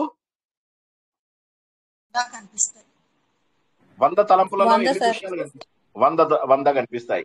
100 ఆలోచనలు, అంతకన్నా ఎక్కువ కనిపిస్తాయి సార్. దాంతో జోడించినవన్నీ కనిపిస్తాయి. సో కనీసం 100 కనిపిస్తాయి. 100 తలంపులకు 100 కనిపిస్తాయి. వాటన్నిటికీ మనం రూపం ఇచ్చి అవి ఇచ్చి ఇవన్నీ చేసాం. చేయడం వల్ల ఏమైపోయింది? 100 తలంపులకు కనిపించింది. ఈ మనస్సు అనే రెండవ భాగము దృశ్యము. మనస్సు యొక్క మొదటి భాగము దృక్కు, మనస్సు యొక్క రెండవ భాగము దృశ్యం. ఈ పాయింట్ అర్థం చేసుకుంటేనే తర్వాత పాయింట్ అర్థమవుతుంది. మానసం ఏమంటున్నాడు ఆయన? ఏం చదివాను ఇందాక శ్లోకము? మానసంతు కిం మార్గనే కృతే నైవ అంటే న ఏవ మానసం మార్గ ఆజవాత్. మార్గ ఎక్కడ ఉంది అని చెప్పి దాన్ని వెతుకుతూ పోతే మనస్సుని, ఇప్పుడు ఈ తలంపులు ఏవైతే ఉన్నాయో ఈ తలంపులన్నీ మనస్సు యొక్క ఒక భాగము. మనస్సు యొక్క రెండో భాగము చూసేవాడు. ఒకడు చూస్తున్నాడు, ఇక్కడేమో అన్ని, ఇక్కడ వస్తువు. చూసేవాడు ఒక్కడే. దృక్కు దృశ్యానికి ఉన్న రిలేషన్షిప్ ని 1 to many రిలేషన్షిప్ అంటారు. ఒకటి నుంచి అనేకం, ఏకం నుంచి అనేకం. ఇగో ఇక్కడ ఈ బ్లాక్ పెన్ ఉందా? ఈ బ్లాక్ పెన్ను మనసు యొక్క ఒక భాగం. ఇది చూస్తున్నటువంటి 5 వస్తువులు 5 భాగాలు. ఒప్పుకుంటారా లేదా? Okay sir. అర్థం కాలేదు? అర్థం కాని వాళ్ళు అడగండి. అర్థం కాలేదు సార్. అర్థమైందంటే మరి ఇప్పుడు దీనికి స్వప్నావస్థకి తేడా ఏంటి? ఒక్క నిమిషం చెప్తాను, ఒక్క నిమిషం. ఇప్పుడు మనస్సు ఇక్కడ ఉంది. మనస్సు ఇక్కడ ఉంది, ఇక్కడ 5 వస్తువుల గురించి ఆలోచిస్తున్నాను. దీన్ని దృక్ అంటాము. దృక్ అంటే చూసేవాడు, దృశ్యం అంటే కనిపించేవి. కనిపించే కళ్ళు మూసుకున్నా నేను, కళ్ళు మూసుకున్నప్పుడు ఎన్ని తలంపులు వస్తున్నాయంటే ఆ ప్రతి తలంపుకి నేను ఏం చేస్తున్నాను, ఒక రూపం ఇస్తున్నాను, రూపంకి ఒక పేరు పెడుతున్నాను, రూపం ఇస్తున్నాను, ఒక పేరు పెడుతున్నాను. ఇవన్నీ నాకే కనిపిస్తున్నాయి. ఒక సైడ్ చూస్తున్నాను, ఒక సైడ్ కనిపించే వస్తువులు మారిపోతూ ఉన్నాయి. సినిమా థియేటర్లో నేను ఒక్కనే, నా కళ్ళు చూస్తున్నాయి, కానీ తెర మీద కనిపించేటటువంటి బొమ్మలు మారుతూ ఉన్నాయా లేదా? తత్వ విచారణ ఎంత కష్టమో చూడండి. ఇప్పుడు ఏమంటున్నాడంటే ఆయన, ఒకసారి ఆ తలపులను పక్కన పెట్టేసాయి. తలపులను పక్కన పెడితే ఇప్పుడు మిగిలింది ఏంటి? వెనక్కి వచ్చేసాయి. వెనక్కి వచ్చేస్తే ఈ తలపులన్నీ వెనక్కి వెళ్ళిపోతే ఇక్కడ మనస్సు యొక్క ఒక భావన నేనున్నాను. ఈ దృక్ అనే భావన ఉందని తెలిసిందా? ఈ దృక్ అనే ఒక భావన ఉందని తెలిసింది కదా. దృశ్యం తీసేసామనుకోండి, దృక్కు చచ్చిపోతాడా? ఉంటుంది, మన ఉంటుంది, కానీ ఆలోచనలు లేవు. ఆ ఆలోచనలు లేకుండా ఉండేటటువంటిదే తత్వదర్శనం. చిత్వదర్శనం, తత్వదర్శనం అంటే ఆ ప్రశాంతమైనటువంటి ప్రదేశం ఏదైతే ఉందో అదే మనకు అది తత్వదర్శనం అని ఇందాక తెలుసుకున్నాం. ఇప్పుడు ఏమంటున్నాడు, ఈ రకరకాల వృత్తులు అంటే ఈ దర్శనాలు, ఈ దృశ్యాలు ఏవైతే రకరకాల ఈ దృశ్యాలన్నీ ఉన్నాయి కదా, ఈ ద్రష్ట పైన ఆధారపడ్డాయి. ఈ ద్రష్ట ఎవరో తెలుసా? అది నేనే, అహం. వృత్తయస్వహం వృత్తిమాశ్రితా వృత్తయో మనో విద్యహం మనః. ఏంటంటే అందరూ మ్యూట్ లోకి వెళ్ళండి ప్లీజ్, రిక్వెస్ట్. నేను మీకు ప్రశ్నలు ఉన్నాయా అన్నప్పుడు మాత్రమే అన్మ్యూట్ చేసుకోండి, మిగతా టైమ్స్ లో మ్యూట్ లో చేసుకోండి. కష్టమైన టాపిక్ నేర్చుకుంటున్నప్పుడు వినండి జాగ్రత్తగా, మళ్ళీ తర్వాత కన్ఫ్యూజ్ అవుతారు. నేను కళ్ళు మూసుకున్నప్పుడు నాలో దృక్ అని ఒకటి ఉంది. ఆ దృక్కు రకరకాల దృశ్యములను చూస్తోంది. ఈ దృశ్యములన్నింటికి కారణం ఏంటంటే నా తలంపు. ఈ పాయింట్ అర్థమైందా లేదా? ఫస్ట్ చెప్పండి. ఎస్ అనండి అందరూ, అంతే. నో అనే వాళ్ళు కూడా నో అనండి. ఓకే, నో అని ఎవరు అనలేదు కాబట్టి నేను అర్థమైందని ముందుకెళ్తున్నా. ఇప్పుడు ఏం చేస్తున్నానంటే ఈ 5 తీసేశాను. దృక్ ఒక్కడే ఉన్నాడు. ఈ దృక్ ఒక్కడు ఎవరి వల్ల పనిచేస్తున్నాడు? ఈ దృక్ ఒక్కడు ఎవరి వల్ల పనిచేస్తున్నాడు? చైతన్యం వల్ల, మనస్సు వల్ల, ఆ రెడ్ కలర్ చైతన్యం వల్ల మాత్రమే పనిచేస్తున్నాడు. అయితే ఆ రెడ్ చైతన్యంతో పనిచేసే ముందు ఇంకా మనకి ఇక్కడ దృక్ అనే ఒక రూపం ఉంది. దృక్ అనే ఒక రూపం ఉంది. ఈ చైతన్యంలోంచి ఒక భాగం దృక్కు, మిగతా భాగాలన్నీ దృశ్యాలు. ఇప్పుడు నేనేం చేస్తున్నాను, దృశ్యాన్ని ముందు క్లియర్ చేసేసాను. దృశ్యాలను ముందు క్లియర్ చేసేసాను. చేసిన తర్వాత ఏమంటున్నాను, ఈ దృశ్యాలన్నీ కూడా దేనిపైన ఆధారపడి ఉన్నాయి అంటే ఈ వృత్తులన్నీ కూడా అహం అనేటటువంటి వాటిపైన ఆధారపడి ఉన్నాయి. కాబట్టి నేను అహంనే మనస్సు అనొచ్చా అని అంటున్నాడు. 18వ శ్లోకంలో ఆయన ఏమంటున్నాడు, మళ్ళీ పాడతాను వినండి.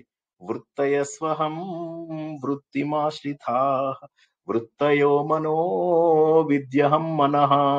ఈ కనిపించే దృశ్యములు వృత్తులు అంటాము వీటిని. వృత్తులు అంటే డ్యూటీసు, పనులు. ఈ పనులన్నీ ఏవైతే ఉన్నాయో అవి అహం అనేటటువంటి మనస్సు పైన ఆధారపడి ఉన్నాయి. ఇంతవరకు అర్థమైందా లేదా? ఇంకా నేను ఆత్మ దాకా వెళ్ళలేదు, దృక్కు దాకా వచ్చాను అంతే. ఆ దృక్కుని అహం అని చెప్పేసి అంటున్నాను. అర్థమైందా? అర్థం కాదు. ఎక్కువ మంది అర్థమైందని అనలేదు. అహం అంటే నేనా? ఆ నేను అని ఏదైతే చెప్పుకుంటున్నామో ఆ నేనుని ఆశ్రయించుకొని కొన్ని బొమ్మలు కనిపించాయి. ఇప్పుడు నేనేమంటున్నాను, ఈ మనస్సు ఏదైతే ఉందో ఈ మనస్సుని నేను ఇప్పుడు అహం అంటున్నా. మనస్సుని 2 భాగాలు. ఇది చూడండి, ఈ చెయ్యి ఇది ఉందా, ఈ ఎర్రగా కట్టిన చెయ్యి ఉందా, ఇది దృక్ అనుకోండి.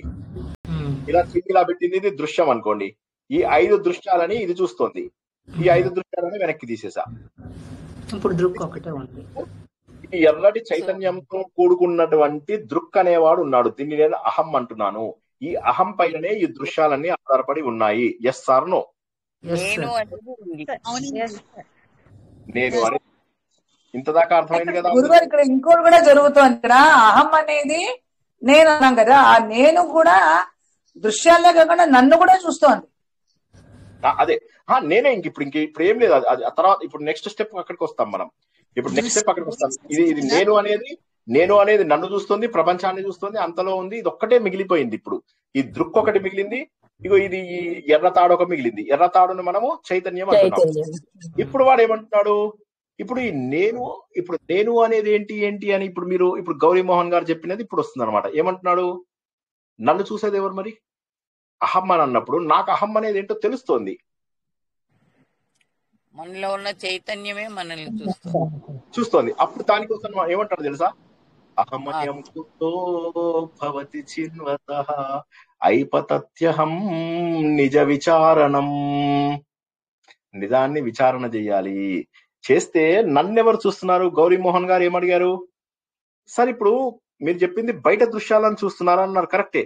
కానీ ఇదేదో నన్ను కూడా చూస్తున్నట్టుగా ఉంది కదా, నేను అని ఏదో నాకు తెలుస్తోంది కదా, నేను అని తెలుస్తోంది. శరీరం కాదని తెలుసు నాకు క్లియర్ గా, దృశ్యాలు కాదని నాకు తెలుసు. కానీ అది చూస్తే అప్పుడు ఏమవుతుంది, ఇది కూడా పక్కకు జరిగిపోతుంది. దీనికి నేను ఒక ఎగ్జాంపుల్ చెప్పాను. నన్ను ఎవడైనా పాటలు పాడమన్నారు అనుకోండి, నేను సిగ్గుపడి పాటలు పాడను. మీరు మామూలుగా వింటూ ఉన్నారనుకోండి, ఇలా ప్రశాంతంగా బుద్ధిగా అల్లరి చేయకుండా వింటున్నారనుకోండి, అప్పుడు నేను పాటలు పాడతా. అంటే కంట్రోల్ లేనప్పుడు, ఎవరన్నా చూడనప్పుడు ఏమవుతుంది, అల్లరి ఎక్కువ చేస్తారు జనాలు. అదే విధంగా నేను నా మనస్సా అని చెప్పి నేను మళ్ళీ వెనక్కి చూసి నన్ను చూస్తున్నది ఎవరు అంటే ఈ ఉన్న మనస్సు కూడా ఎగిరిపోతుంది. సార్ ఇక్కడ నేను అనేది మనసు కదా సార్, ఇక్కడ మనస్సు, ఆ మనస్సు ఎగిరిపోతుంది. ఇప్పుడు ఎగిరిపోయి నేను అనబడే అసలైన చైతన్యం కనిపిస్తుంది అన్నాడు. ఇప్పుడు ఒక్కసారి ఇక్కడ జాగ్రత్తగా కష్టపడి వినండి. ముందు ఇది ఒక్కసారి వింటే అయిపోయినట్టే. ఇక మీకు తర్వాత మళ్ళీ నేను ఇంకొక క్లాస్ లో ఎప్పుడైనా డీటెయిల్ గా చెప్తాను, లేదా స్పెషల్ క్లాసు ఎవరైనా తీసుకుని చెప్పినా సరే. ఒక్కసారి జాగ్రత్తగా వినండి. ఇది చైతన్యం, మొదటి గీత అందరికి కనిపిస్తుందా? చైతన్యం. ఈ చైతన్యం పైన ఒక లేయర్ ఉంది. ఈ లేయరు ఒకసారి దృక్కుగాను ఇది దృశ్యంగాను కనిపిస్తుంది, నాకు తెలుస్తోంది. నేనేం చేశాను, ఇప్పుడు దృశ్యంని తీసేశాను. ఇప్పుడు ఏమైంది, ఇక్కడ దృక్ ఒకటే మిగిలింది. ఈ దృక్ అనేది నన్ను ఒక్కదాన్ని చూస్తుంది. అప్పుడు నేనేం చేశాను, మనస్సు ఏది అని చెప్పి వెనక్కి తిరిగి చూశాను. చూస్తే అప్పుడు మనస్సు ఆలోచించడం మానేస్తుంది, ఏమీ తెలియదు మనకు. అప్పుడు ఏమవుతుంది అంటున్నాడంటే ఆయన, వెనక్కి తిరిగి కనుక మీరు చూస్తే ఈ మనస్సు అనబడే దృక్ అనేది అది కూడా మాయమైపోతుంది.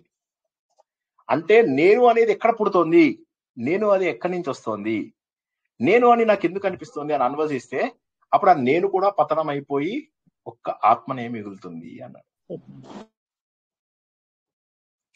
ఇది మనకు అనుభవంలో లేదు కాబట్టి తెలుసుకోవడం కష్టం అవుతుంది. కానీ ఆయన చెప్పిన పాయింట్ అర్థమైందా లేదా ముందు ఒకసారి చెప్పండి, మళ్ళీ 10 సార్లు చెప్తాను. అప్పుడు మనోనాశనం అయినట్టే కదా. చెప్పరండి.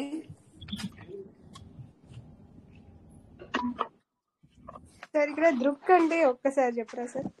దృక్ మనసు యొక్క 2 భాగాలు. దృక్ అంటే చూసేది, దృశ్యం అంటే కనిపించేది. ఇంతవరకు అర్థమైందమ్మా? దృక్ అంటే చూసేది, దృశ్యం అంటే కనిపించేది. ఇప్పుడు దృశ్యాలన్నింటినీ నేను బయట ఆలోచనలను ఆపేశాను.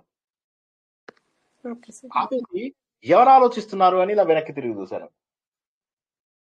చూస్తే ఈ దృక్కు కూడా మాయమైపోతాడు. ఇది ధ్యానంలో నేర్పిస్తారు. ఇది మన తత్వ విధానంద గారి ధ్యానం ఉంది కదా, ఆయన ఇంగ్లీష్ లో ఉంటాయి కొద్దిగా ఈ ధ్యానాలు ఎక్కువగా. చూడండి, వెనక్కి తిరిగి చూస్తే నేనెవరు అని చెప్పి ఒక్కసారి వెనక్కి తిరిగి చూడండి. ఆలోచనలు పోయి నా మైండ్ ఇప్పుడు ఏం ఆలోచిస్తుంది అని వెనక్కి తిరిగి చూడండి. అప్పుడు మైండ్ ఆలోచించడం మానేస్తుంది. మీకు ఆలోచనలు రావు సరి కదా, మైండ్ ఉన్నట్టుగా కూడా మీకు తెలియదు, మనస్సు ఉన్నట్టుగా కూడా మీకు తెలియదు. కొద్దిసేపు ట్రై చేయండి. ఆలోచనలు రావు సరి కదా, నా మైండ్ ఏం ఆలోచిస్తున్నావో చూద్దాం. అందరూ కళ్ళు మూసుకోండి. ఏం ఆలోచిస్తున్నావు, ఇలా వెనక్కి తిరిగి చూస్తూ ఉండండి. అదేం ఆలోచించదు, ఎందుకంటే ఆలోచించడానికి భయం వేస్తుంది. ఎందుకంటే దాన్ని ఎవరో ట్రాక్ చేస్తున్నప్పుడు అరే వీడియో తీస్తున్నాను అని చెప్పి అది పనిచేయడం మానేస్తుంది. అదే ఆత్మవిచారం. నేను వాచ్ యువర్ థాట్స్ అంటే ఇదే కదా సార్? వాచ్ యువర్ థాట్స్ అంటే ఇదే. అప్పుడు ఏమైతే థాట్స్ రావు. థాట్స్ కి మూలమైనటువంటిది ఏదైతే ఉందో, ఇప్పుడు ఒకటేమో థాట్స్, ఇంకోటేమో థాట్స్ కు మూలమైనటువంటి మనస్సు ఏదైతే నేను అనే దానికి సాక్షిభూతంగా ఉందో అది కూడా కనిపించదు. అది వెనక్కి తిరిగి చూస్తూ ఉన్నాం మనం. అప్పుడు మన ఆలోచన మనస్సు నువ్వు ఏం ఆలోచిస్తున్నావు, మనస్సు నువ్వు ఎక్కడున్నావు ఏం ఆలోచిస్తున్నావు అంటే అది ఆలోచించదు, చుప్చాప్గా ఉంటుంది. ఉండేసరికి అప్పుడు ఆత్మ విచారం తెలుస్తుంది. అది మొదలన్నమాట. మనకు ఆత్మ విచారం అనేది అది దాంతో మొదలవుతుంది. ఇది ఎలా సాధిస్తాం మనం? అంటే సార్ దృశ్యాలని చూడకుండా వెనక్కి దృశ్యాలని ప్రసన్న చూడకుండా గారు వెనక్కి అడగండి. ముందు ఫస్ట్ ఏమో మన కళ్ళతో ఆలోచన తగ్గించేసాం. ఫస్ట్ ఆలోచనలను తగ్గించేసాం. సో దృశ్యాలన్నీ ఎగిరిపోయాయి. అది క్లియర్ అయింది కదా. తర్వాత ఏం చేస్తామంటే ఇప్పుడు ఇది కొన్నాళ్ళ తర్వాత ఇంకొక 6 నెలల తర్వాత ఏమని ప్రాక్టీస్ చేస్తాము? దృశ్యాలు లేకుండా ప్రశాంతంగా ఉన్నాం. కానీ అప్పుడు కూడా నేను అని తెలుస్తుంది. నాకు నేను అనేది తెలుస్తుంది. నాకు ఆలోచనలు రావట్లేదు, కానీ నేను అనేది తెలుస్తుంది నాకు. ఆ నేను అనేది అంటే ఏంటంటే ఇంకా దృక్ అనేటటువంటి మనసు యొక్క భాగం కొద్దిగా మిగిలిపోయింది. అప్పుడు నువ్వెక్కడున్నావు నువ్వెక్కడున్నావు నువ్వెక్కడున్నావు అని వెనక్కి వెళ్ళారనుకోండి, చూప్చాప్ అయిపోతుంది. అయిపోయినప్పుడు మనకు కనిపించేది చైతన్యం మాత్రమే. జస్ట్ ఎగ్జాంపుల్ తీసుకోండి. రాత్రి పడుకున్నప్పుడు మీ మనసు ఎక్కడికి వెళ్ళింది? డీప్ స్లీప్ లో ఉన్నప్పుడు, స్వప్నావస్థను వదిలేయండి. డీప్ స్లీప్ లో ఉన్నప్పుడు మీ మనసు ఎక్కడికి వెళ్ళింది? ఎవరైనా చెప్పారు? తురియావస్థ కాదు, అది నిద్రావస్థ. తురియావస్థ అంటే అది వేరేది, 4వ అవస్థ. నిద్రలోకి వెళ్ళినప్పుడు మనస్సు పోయిందా లేదా నాకు చెప్పండి. మనసు ఉండదు సార్ అప్పుడు. అదే ఇప్పుడు నేను చెప్పింది అదే. ఏదైతే నిద్రలో సాధించామో, ఏదైతే డీప్ స్లీప్ లో సాధించామో, ఆ సమయంలో ఒక అద్భుతమైనటువంటి స్థితిని మనం చూసాము. అదే స్థితిని మెలకువగా ఉండగా చూస్తే దాన్ని ఆత్మవిచారం అంటాం. మళ్ళొక్కసారి చెప్తాను, జాగ్రత్తగా వినండి.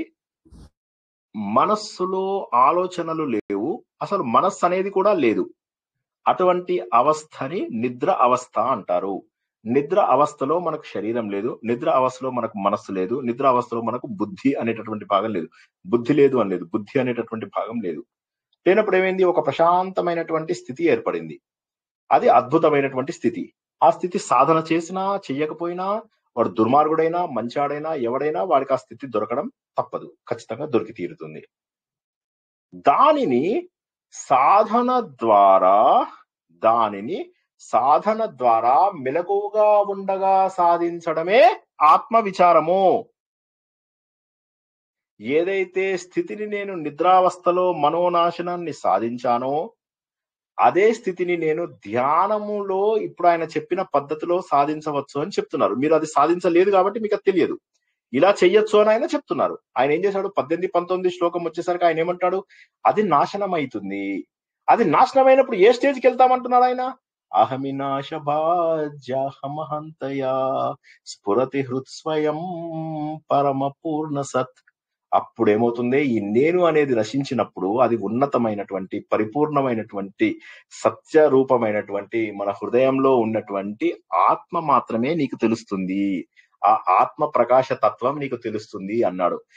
ఏం తెలుసుకుంటున్నాం మనం ఇప్పటి వరకు అంటే, ఆత్మ ప్రకాశ తత్వం ఏంటి? ఆత్మ విచారం గురించి తెలుసుకుంటున్నాం. జ్ఞాన మార్గము అంటే ఆత్మ గురించి విచారించడము. ఆత్మ అంటే ఏంటంటే ఒక ప్రకాశవంతమైన మనకు ఆనందాన్ని కలిగించేటటువంటి ఒక చైతన్యము. ఆ చైతన్యం మనకు తెలుసా? అందరికీ తెలుసు. రాత్రి నిద్రలో ఉన్నప్పుడు తెలుసు. ఆ నిద్రలో ఉన్నటువంటి స్థితిని నువ్వు మెలకువగా ఉన్నప్పుడు ధ్యానం ద్వారా, ఆలోచన ద్వారా సాధిస్తే దాన్ని ఆత్మ విచారం అంటారు. అర్థం కాని వాళ్ళకి 4 సార్లు 5 సార్లు 10 సార్లు చెప్తాను. ముందు ఆ పాయింట్ అర్థమైందా కాలేదా చెప్పండి. సార్ అది కొద్దిసేపే ఉంటుంది కదా, మళ్ళీ లేచి బయటకు వస్తే మళ్ళీ నార్మల్ అయిపోతుంది. దాన్ని ఎలా ఓవర్టేక్ చేయాలండి? అదే మెలకువగా ఉన్నప్పుడు జ్ఞానం తెచ్చుకోవాలంటాడు. అందుకోసమే ఇప్పుడు ఈ జ్ఞానం ఎందుకు రావాల్సి వస్తుంది? మనం జ్ఞాన మార్గంలోకి, విజ్డమ్ మార్గంలోకి ఎందుకు వస్తున్నాం? మనము ఎందుకు వస్తున్నామంటే, ఏదైతే నిద్రలో ఉన్నటువంటి అవస్థ ఉందో అదే 24 గంటలు అనుభవించినప్పుడు వాళ్లకు చెయ్యవలసినటువంటి కర్మలు ఉండవు అని చెప్పేసి మనం ఆల్రెడీ 13వ శ్లోకంలోనో 12వ శ్లోకంలోనో తెలుసుకున్నాం కదా. మనం ఏమని తెలుసుకున్నామో, ఇంకా అటువంటి వాడికి ఇంకా ఏముంటుంది? ఎప్పుడైతే ఒకే వస్తువుని గురించి ఆలోచించినటువంటి వాడికి 15వ శ్లోకం లోపల ఏమన్నాడు? నష్టమానస ఉత్కృష్ట యోగినః కృత్యమస్తి కిం స్వస్థితిం యతః అంటున్నాడు. ఆయన ఏమంటాడంటే, అటువంటి స్థితిలో ఇంకా నీకు కర్మలు ఏముంటాయి అంటున్నాడు. అంటే ఏదైతే ఇప్పుడు మీరు డీప్ స్లీప్ లో ఉన్నప్పుడు మీరేమైనా పని చేస్తారా? ఏ పని చెయ్యరు. కాలుకు దెబ్బ తగిలింది పట్టించుకోరు. పిల్లవాడిని ఎవరో పక్కన పడుకుంటే ఎత్తుకుపోయారు, పట్టించుకోరు. బంగారు నగలు పట్టుకుపోయారు, ఎత్తుకుపోయారు, తెలుసుకున్నారు, పట్టించుకోరు. ఏమి తెలియనటువంటి ఒక అద్భుతమైనటువంటి అవస్థ. దానినే మీరేం చేస్తున్నారు? ఆ సమయంలో మీకు ఏది చేయవలసినటువంటి పనులు ఏమీ లేవు. ఇంకా చేయవలసినటువంటి పనులు ఏమీ లేవు అంటే పనుల ద్వారా అనుభవించాల్సినవి కూడా ఏమీ లేవు. అంటే కర్తృత్వం పోయింది, భోక్తృత్వం పోయింది. మీరు డీప్ స్లీప్ లో ఉన్నప్పుడు చెయ్యవలసిన పనులు గాని, అనుభవించవలసినటువంటి పొందవలసిన వస్తువులు కానీ లేవు. ఇది భగవంతుడు తత్వమా కాదా? భగవంతుడు ఏమంటాడు? నాకు ఈ ప్రపంచంలో పొందవలసినటువంటి వస్తువు లేదు అన్నాడు. డీప్ స్లీప్ లో ఉన్నప్పుడు ఇందులో ఎంతమందికి నాకు డీప్ స్లీప్ లో ఉన్నప్పుడు నాకు ఇది కావాలి అది కావాలనుకున్నారు? స్వప్నావస్థ తర్వాత స్టేజ్ లో ఎవరన్నా ఏమన్నా అనుకుంటారా? మరి ఇప్పుడు అది దేవుడు చెప్పిన మాటకు దగ్గరగా ఉందా లేదా? దేవుడు ఏమన్నాడు? నాకు ఈ ప్రపంచంలో పొందవలసిన వస్తువు కానీ చేయవలసిన కర్మ కానీ లేదు అని భగవద్గీతలో చెప్పాడు. ఇప్పుడు మీరు నిద్రావస్థలో ఆ స్టేజ్ లో ఉన్నారా లేదా? ప్రతి ఒక్కరు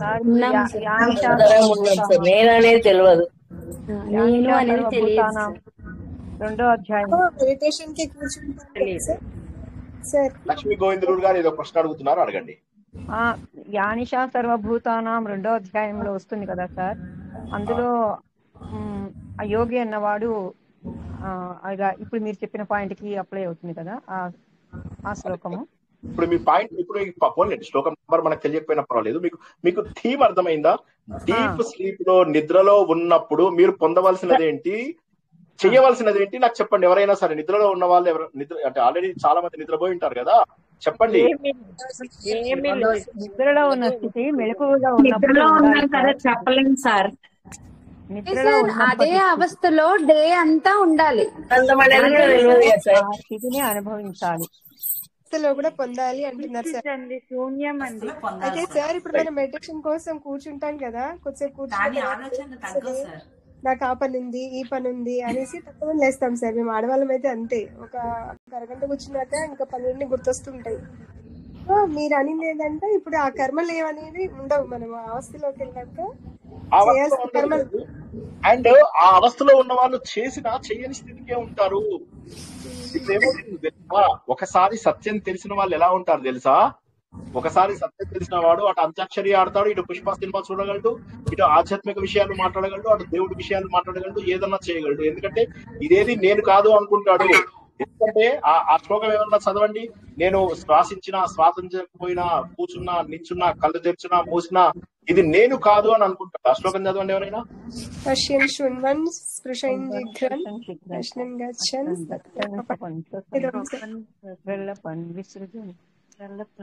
ఇప్పుడు ఏమైంది? ఏ పని చేసినా కూడా ఇవి నేను చేయడం లేదు అనుకుంటాడు. ఎవరు అనుకుంటారు? నిద్రలో ఉన్నవాడు ఎలా అయితే అనుకుంటాడో. ప్లీజ్ అందరు ఒక్కసారి వినండి, మీకు అర్థమైపోతుంది. ఏం లేదు, అర్థం కాని వాళ్ళు కూడా ఇంకొకసారి వినండి. మనము గాఢ నిద్రలో ఉన్నప్పుడు శరీరము లేదు, మనస్సు లేదు. మనస్సు నాశనం అయిపోయింది, శరీరం పడిపోయింది. పక్కన డబ్బు పెట్టినా తీసుకోము. ఎవడన్నా మనకు ఆ టైంలో యాక్సిడెంట్ అయ్యి కాళ్ళు చేతులు నొప్పులు పెడుతున్నా ఆ టైంలో నొప్పి తెలియదు. లేచి కూర్చున్నప్పుడు 5 నిమిషాలకు కూడా అబ్బా అని అంటాం. కానీ మరి నిద్రలో ఉన్నప్పుడు అంత పెద్ద దెబ్బ తగిలి కూడా ఏం కాదే, ఎనస్థీసియా ఇచ్చినట్టు కొట్టినట్టు పడుకుంటాడు. ఎందుకు? అసలు ఏమి మిదలేదు. ఎందుకు? ధ్యాస లేదు, ప్రపంచం అంటే తెలియదు. పోనీ మనస్సు ఏమన్నా ఆలోచిస్తుందా? పోనీ మనస్సు ఏం ఆలోచించట్లేదు. మనస్సు అంతకుముందు ఆలోచించి అలిసిపోయింది. స్వప్నావస్థలో ఆలోచించి జాగృత అవస్థలో ఆలోచించి అలిసిపోయినటువంటి మనస్సు తన అసలు రూపంలోకి వెళ్లి ప్రశాంతతను పొందింది. ఆ అసలు రూపమే చైతన్యము. ఆ అసలు రూపాన్ని మనం పొందకపోతే మనం ఎప్పుడో చచ్చిపోయే వాళ్ళం. ప్రతిరోజు మనము భగవంతుడి యొక్క చైతన్యాన్ని అనుభవిస్తున్నాము. అందుకే నేను ఏమన్నాను, దేవుణ్ణి నమ్మని వాళ్ళు మన ప్రవచనాలకు రావద్దని నేను డైరెక్ట్ గా చెప్తున్నాను. నేను మొహమాటం ఏం లేదు కదా, ఇక్కడేం నేను ఎవరి దగ్గర పైసలు తీసుకోవట్లేదు కదా, నాకేం భయం లేదు. సో గుర్తుంచుకోండి, ఏంటంటే దేవుణ్ణి నమ్మాలి. అది నమ్మకం. ప్రపంచంలో ఇంత గొప్ప లాజిక్ ఎక్కడుందో చెప్పండి. చైతన్యవంతమైనటువంటి దాంట్లో మనం వెళ్తున్నాము. ఆలోచించి రోజంతా కొట్టుమిట్టాడుతూ మనస్సు పిచ్చి ఆలోచనలతో, పిచ్చి ఊహలతో, పిచ్చి దారులు వెళ్తున్నటువంటి మనస్సు ప్రశాంతంగా తన స్వస్వరూపంలోకి వెళ్ళి నిద్రపోయింది. ఎవడైతే జ్ఞాని ఉంటాడో ఆ స్టేజ్కి వెళ్తాడు అని చెప్పాడు ఆయన. ఆ స్టేజ్కి మీరు అందరూ అనుభవించారు. ఇప్పుడు మనకు తెలియదు మీకు, ఎందుకంటే మీకు చిత్తంలో లేని విషయాల్ని మీరు గుర్తించలేరు. ఇప్పుడు ఫర్ ఎగ్జాంపుల్ మీరు గాఢ నిద్రలో ఎలా ఉన్నారో కూడా మీకు తెలియదు, ఎందుకంటే అది మీ చిత్తంలో రికార్డ్ అవ్వట్లేదు. అందుకోసం ఏంటంటే వీళ్ళు పరీక్షలు చేసి రీసెర్చ్ చేసి వాళ్ళు ఏం చేశారంటే ఒక విషయాన్ని కనుక్కున్నారు. ఏమిటంటే ముందుగా ఆలోచనలు మెల్లగా తగ్గించాలి. ఆలోచనలు తగ్గించాలంటే ఏం చేయాలి? భగవంతుడు చెప్పినట్టుగా సంఘ వివర్జిత చేయాలి. సంఘ వివర్జిత చేస్తూ ఒక్క ఆలోచన పైన ముందు కేంద్రీకరించాలి. తర్వాత ఒక్క ఆలోచనను కూడా తీసేయాలి. తీసేసిన తర్వాత ఇక నష్ట మానసో, అప్పుడు మనకు నష్ట మనస్సు అయిన తర్వాత ఉత్కృష్ట యోగినః, గొప్పవారు. క్లియర్ గానే ఉన్నాయి కదా, సంస్కృత పదాలు చాలా సులువుగా ఉంటాయి. మనం అంతా సంస్కృతంలో నేర్చుకున్నాము, తెలియని కొన్ని మాత్రమే మనకు తెలుసుకుంటున్నాం. ఇక్కడ ఎప్పుడు ఏవైతే దృశ్యాలన్నీ నాశనం అయిపోయాయో, దృక్ అనే దాన్ని గనక మనం చూసినట్లయితే, నన్నెవరు చూస్తున్నారు అని ఆలోచించినట్లయితే అది కూడా మాయమైపోతుంది. మాయమైపోగానే ఏ స్టేజ్కి వెళ్తాము? ఏది లేనటువంటి చైతన్యవంతమైన స్టేజ్, గాఢ నిద్రలో ఉన్నప్పుడు మనస్సు కూడా లేనటువంటి స్టేజ్ ఏదైతే ఉందో అది నేను మెలకువగా ఉండగా చూస్తాను. అప్పుడు ఏమైతుందంటే, నేను గాఢ నిద్రలో ఉన్నప్పుడు కనుక్కోలేనటువంటి ఆ వెలుతురు, ఆ చైతన్యము, ఆ ప్రకాశము ఏదైతే ఉందో ఇప్పుడు నేను మెలకువగా ఉండగా ధ్యానం చేస్తున్నప్పుడు నాకు కనిపిస్తుంది.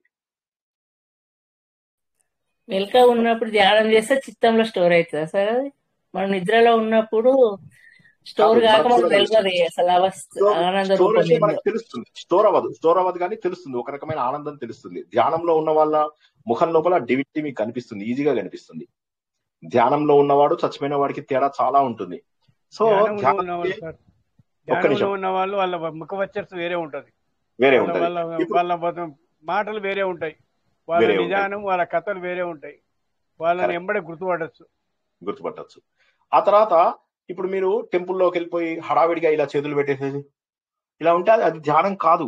ఎందుకంటే అన్ని రోజుల పాటు ఎన్ని వందల వేల లక్షల ఆలోచనలతో కొట్టుమిట్టాడుతున్నటువంటి మనస్సు ఈ ఒక్క పూట మీకు అది ఇందులోకి రాదు, స్టేబుల్ గా ఉండదు.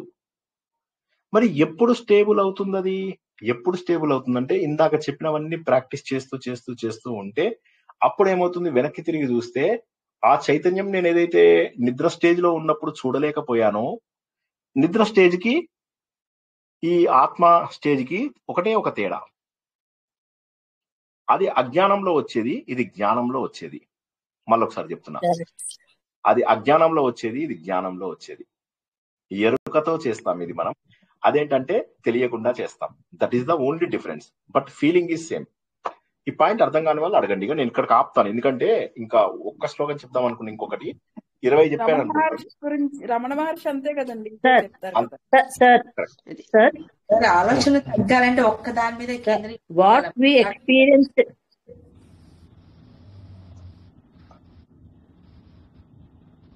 ఎవరో ఒకరు అడగండి, ఉమాదేవి గారు అడగండి. అంటే ఆలోచనలన్నీ పోవాలంటే ఎక్కువగా సంఘ బహిష్కరణ అవ్వాలి, బాహ్యానికి వెళ్ళకూడదు. ఆలోచనలు బహిష్కరణ అవ్వద్దు, బహిష్కరణ అవ్వకండి, వివర్జిత అవ్వండి. బహిష్కరణ అవుతే మళ్ళీ మీరు బాధపడతారు, అందరూ బాధపడతారు. అలా కాకుండా మీరే మెల్లమెల్లగా వదులుచుకోండి. ఇప్పుడు వదులుచుకోవడం ఇందాక ఎలా వదులుచుకోవాలని చెప్పాను చెప్పండి. మీకు ఇందాక ఒక ఎగ్జాంపుల్ చెప్పాను ఎలా వదులుచుకోవాలో చెప్పండి. దెబ్బ తాకిందో, నడుము నొప్పి వచ్చిందో, ఏదో ఒకటి. అది వేరు. నేను చెప్పాను ఏం చేసినట్టు, ముడి ఒక్కొక్కటి ఒక్కొక్క ముళ్ళు విప్పతీయాలి. 100 ముళ్ళు ఉంటే ఎలా అయితే అన్ని ముళ్ళు ఒక్కొక్క ముడి విప్పండి, ఒక్కొక్క ముడి. అమ్మయ్య బంధం పోయింది. ఎందుకంటే ఒక మాట ఏమంటారు తెలుసా, మన ఏవ మనుష్యానాం కారణం బంధహేతు, కారణం బంధ మోక్షయో. మన ఏవ మనుష్యానాం కారణం బంధ మోక్షయో. మనుషులను బంధించేది, మనుషులకు మోక్షమునిచ్చేది కేవలము మనసే. మనసును నిగ్రహించుకున్న వాడికి మోక్షము, మనసును నిగ్రహించుకోని వాడికి బంధము. మనస్సుని మనం ఎందుకు నిగ్రహించుకోము? ఎందుకంటే ఇక్కడ ప్రపంచంలో దొరుకుతున్న వస్తువులు మనకు గుర్తింపు కావచ్చు, డబ్బు కావచ్చు, ఓకే, తర్వాత కంఫర్ట్స్ కావచ్చు, ప్రేమలు అనుకున్నటువంటి బంధాలు కావచ్చు, ఇవి మనకు ఆనందం కలిగిస్తుండడం వల్ల వదలలేదు. కొంతమంది ఏంటి, నిర్బంధంగా ఉంటారు, తప్పదు, ఇంత ఫుడ్ పడేసేవాడు ఉన్నాడు, కోడలు 4 కొట్టినా ఒక ముద్దేస్తుంది అని చెప్పి బాధపడుతూ ఉన్న వాళ్ళు ఎంతో మంది ఉన్నారు. అల్లుడు మంచిగా చూసుకొని వాడు ఉన్నాడు, కూతుర్ని కొడుతున్నాడు తాగొచ్చి, నోరు మూసుకుంటున్నారు. కాబట్టి ఏంటంటే అన్ని రకాలుగా బంధంలో విడిపోయారు. ఇప్పుడు ఇక్కడ ఏమంటున్నాడు, ఆ మనస్సును కనుక నిగ్రహించుకుంటే బంధం నుంచి మోక్షంకి వెళ్ళిపోతాం, బంధం నుంచి విడిపోతాం. కాబట్టి మనసుని నిగ్రహించుకోవడం కోసమే మనం చేసేటటువంటి ప్రయత్నాలు. అవి ఒక రోజులో పోవు. అవి అలా కదా అని చెప్పి ఇంకో 20 years తీసుకుంటా, 20 years నువ్వు బతుకుతావా అనేది ఆలోచించాలి. మనం 20 years బతుకుతామా?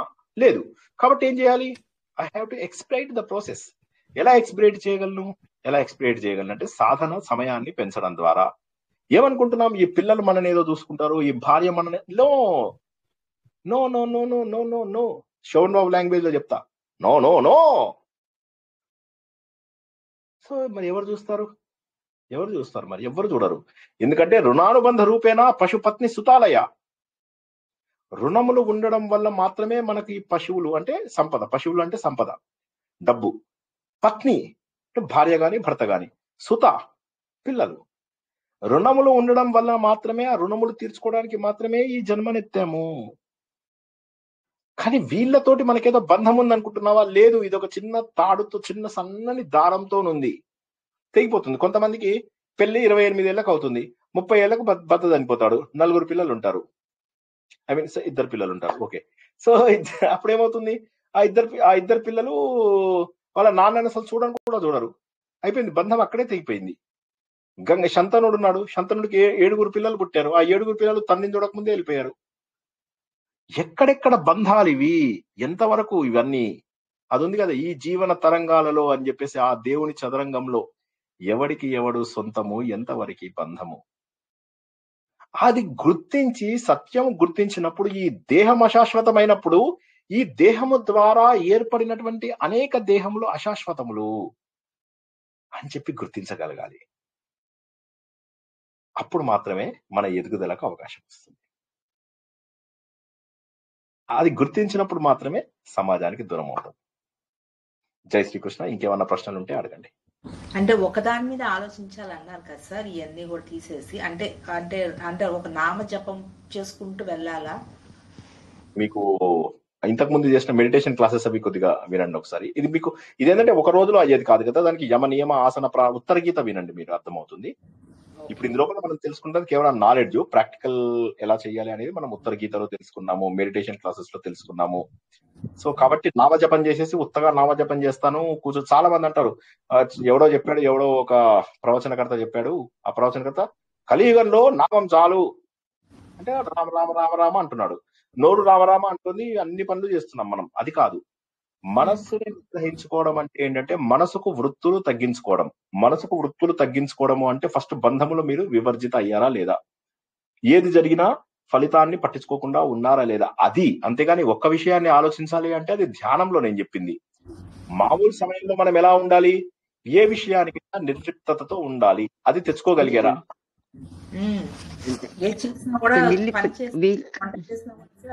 నేను చేస్తున్నాను అని భావం కాకుండా భగవంతుడి సేవ ఇచ్చాడు, ఈ రోజు నేను ఇది చేస్తున్నాను అనే భావంతో అర్పణ చేస్తాను సార్. అంతే, డ్యూటీ. ఇప్పుడు మీరు పొద్దున గాలి పీల్చుకున్నారు, ఇచ్చారు, దాన్ని ఏమనుకుంటాం మనం, అమ్మా ఇవాళ నేను గాలి పీల్చుకున్నాను అంటారా? అనరు. ఏ విధంగానైతే గాలి పీల్చుకోవడం ఆటోమేటిక్ గా జరిగిపోతుందో మీ పనులన్నీ కూడా అలా ఆటోమేటిక్ గా జరగాలి. గాలి పీల్చుకోవడం ఏ విధంగానైతే ఇదిగా ఉంటుందో అదే విధంగా మీకు అన్ని కూడా అలా ఆటోమేటిక్ గా జరగాలి. అలా ఆటోమేటిక్ గా జరిగినప్పుడు ఏమవుతుందంటే మీరు ఏది చేసిన వారు ఎవరు? అప్పుడు ఏమంటాడు శ్రీకృష్ణ పరమాత్మ, నువ్వు 1,000,000 మందిని చంపినా సరే నువ్వు చంపిన వాడివి హంతకుడవి కూడా కాదు అని చెప్పేసి అన్నాడు కదా శ్రీకృష్ణ పరమాత్మ. ఎంత పరమ పాపాత్ముడైనా సరే నేను ఆత్మస్వరూపుడు నేను తెలుసుకున్న మరుక్షణము అన్ని పాపముల నుంచి విముక్తుడవుతాడు. ఎందుకంటే ఈ ప్రపంచంలో తెలుసుకోవాల్సినది ఒకటే సత్యము. ఆ సత్యము తెలుసుకున్న మరుక్షణము మనం ఇంకా ఈ ప్రపంచంతో సంబంధం ఉండదు. మారిన వాళ్ళు గొప్పగా మారుతారు. మనం ఇంతకు ముందు చెప్పాను, మారిన వాళ్ళు రెయ్యని వెళ్ళిపోతారు దేవుడి దగ్గరికి. మనలాంటి వాళ్ళు ఏం చేస్తారు, కిండర్ గార్డెన్ లోనే ఉంటారు, కిండర్ గార్డెన్ లో ఉంటారు, పారాయణాలు చేస్తారు, మంచిగా చొక్కాలు లాగులు వేసుకుంటారు, పంచెలు కట్టుకుంటారు, షికలు పెట్టుకుంటారు, విభూతులు రాసుకుంటారు, అందరికి దికావాలు చేస్తారు, చేసి ఏం చేస్తారు, ఇక్కడే ఉండిపోతారు. కానీ ఇలా పైకి వెళ్ళవలసిన వాళ్ళు ఎంతమంది పైకి ఎవరు వెళ్తారు? ఎవరైతే నిజంగా సత్యం తెలుసుకున్నవాడు, అయ్యయ్యో ఇన్ని రోజుల పాటు ఇంత సమయాన్ని వృధా చేశాను జయ్యని ఇలా పైకి వెళ్ళిపోతాడు. కాబట్టి ఏం చెప్పాలంటే చెడ్డగా ఉండడం కరెక్ట్ ఒక రకంగా. జీవితంలో మొదట చెడ్డగా ఉన్నవాడు తర్వాత మంచిగా మారే అవకాశం ఉంది. కానీ మేము మంచి అల్లము అని చెప్పి మనల్ని మనము మోసం చేసుకునే మనుషులు ఎవరైతే ఉన్నారో వాళ్ళు ఇలాగే ఉంటారు, ఎదగారు సరిగదా, పతనం అయిపోతారు. ఆత్మసుఖము వీడిని ఆట కొరకు పాత్ర పోషణ చేసి సూత్రధారి. విశ్రమించదని పాదం ఆశ్రయించి పరమ కరుణాంతరంగా శ్రీ పాండురంగ. జై శ్రీకృష్ణ. ఈ సెషన్ అర్థం కాని వాళ్ళు ఇంకొకసారి వినండి. ఎవరికైనా ప్రశ్నలు ఉంటే అడగండి. ఇప్పుడు ఎంతసేపు అడిగినా సరే రమణ ప్రశ్నలు. మహర్షి అంతే కదండి, నేను అన్నది ఎక్కడి నుంచి వచ్చిందో ఆ వైపు ప్రయాణించని అంటారు కదా ఆయన. అవును, అదే ఆయన ఇచ్చిందేనండి. ఇప్పుడు ఇప్పుడు ఇప్పుడు ఇప్పుడు మనం నేర్చుకుంటున్నది రమణ మహర్షి ఇచ్చినటువంటి ఉపదేశ సారమే నేర్చుకుంటున్నాం మనం. ఆయనదే ఇది ఉపదేశ సారం, రమణ మహర్షిదే. Next question. మొత్తానికి నిర్లిప్తత పెంచుకోవాలి, బాధ్యతగా చేయాలి, అంతే కదా మొత్తానికి. అంతే అంతే చేస్తూ ఉండి ఏమవుతుంది, ఇదంతా అసత్యమన్న విషయం తెలియాలి మనకు. అసత్యం అంటే ఏంటి?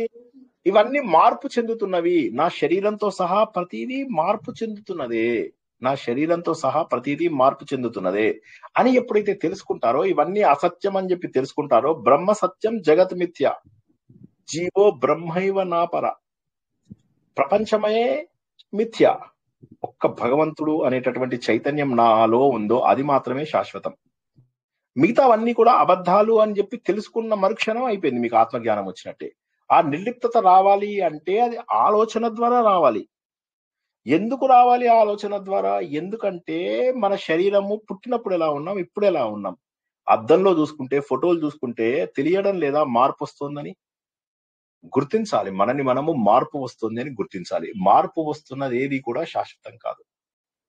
అది రేపు Learning to be calm in chaotic conditions. Learning to be calm in chaotic conditions. Throughout the chaos, you used to be very calm. That's what I have learned all this life. అంతే అంతే com గా ఉండగలగాలి. మన మనస్సును ఎప్పుడు కూడా chaotic condition నుంచి ప్రశాంతమైనటువంటి com situation కి తీసుకురావాలి. నేను పెళ్లికి ముందు చాలా అగ్రెసివ్ గా ఉన్నాను, పెళ్ళైన తర్వాత చాలా కామ్ గా అయిపోయానని చాలా మంది చెప్తున్నారు. సో అట్లాగా ప్రశాంతతంగా అయిపోవాలి. ఏముంది? జై శ్రీకృష్ణ. ఇంకెవరికైనా ప్రశ్న వచ్చారండి, ఇంతమందికి ఇన్ని చెప్తుంటే మీరు కామయ్యానంటే ఎలా నమ్మాలి సార్? మీరు ఆవిడని తలుచుకోకుండా ఉండలేరు కదండి. జై శ్రీకృష్ణ సార్.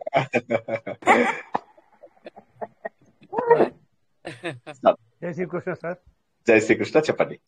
2 నిమిషాలు నాకు టైం ఇవ్వాలి నాకు, ఎందుకంటే నా చిన్నప్పుడు జరిగిన సంఘటన చెప్తున్నా. సరే అయితే ఒక్క నిమిషం, నాది ఒక చిన్న అనౌన్స్మెంట్ ఉంది. ఏంటంటే రేపు రాత్రికి నాకు మా RSS ది మీటింగ్ ఉంది, 8:30 నుంచి 9:30. అది అయ్యేసరికి 10-10:30 అవుతుంది. సో మనకు 2 ఆప్షన్స్. ఒకటి 10:30కి మనము రాత్రి 10:30-11కి నేను వస్తాను, అప్పుడు పెట్టుకోమంటే పెట్టుకుందాం మీటింగ్, ఒక ఆప్షన్. రెండవ ఆప్షన్ రేపు 11:30-12కి పెట్టుకోవడం. మీరు ఏది ఉందంటే అది రేపు, ఎందుకంటే రేపు ఇంపార్టెంట్ క్లాస్, మళ్ళీ మీ అందరికీ తెలుసు, జ్యోతిష్యం క్లాసు. గత వారం మనం లగ్నం గురించి తెలుసుకున్నాము. రేపు మనం రాశి చక్రము వింశోత్తర ఆ చార్ట్ ఎలా వేయాలి అనేది తెలుసుకుంటాం. సో రేపు కూడా కష్టమైన క్లాసే. సో మరి అది రేపు రాత్రి 11కి పెట్టుకుందామా, లేకపోతే ఉదయం పెట్టుకుందాం సార్? ఉదయం పెట్టుకోవడం సార్, రాత్రి 11కు పెట్టుకోవడం బెస్ట్.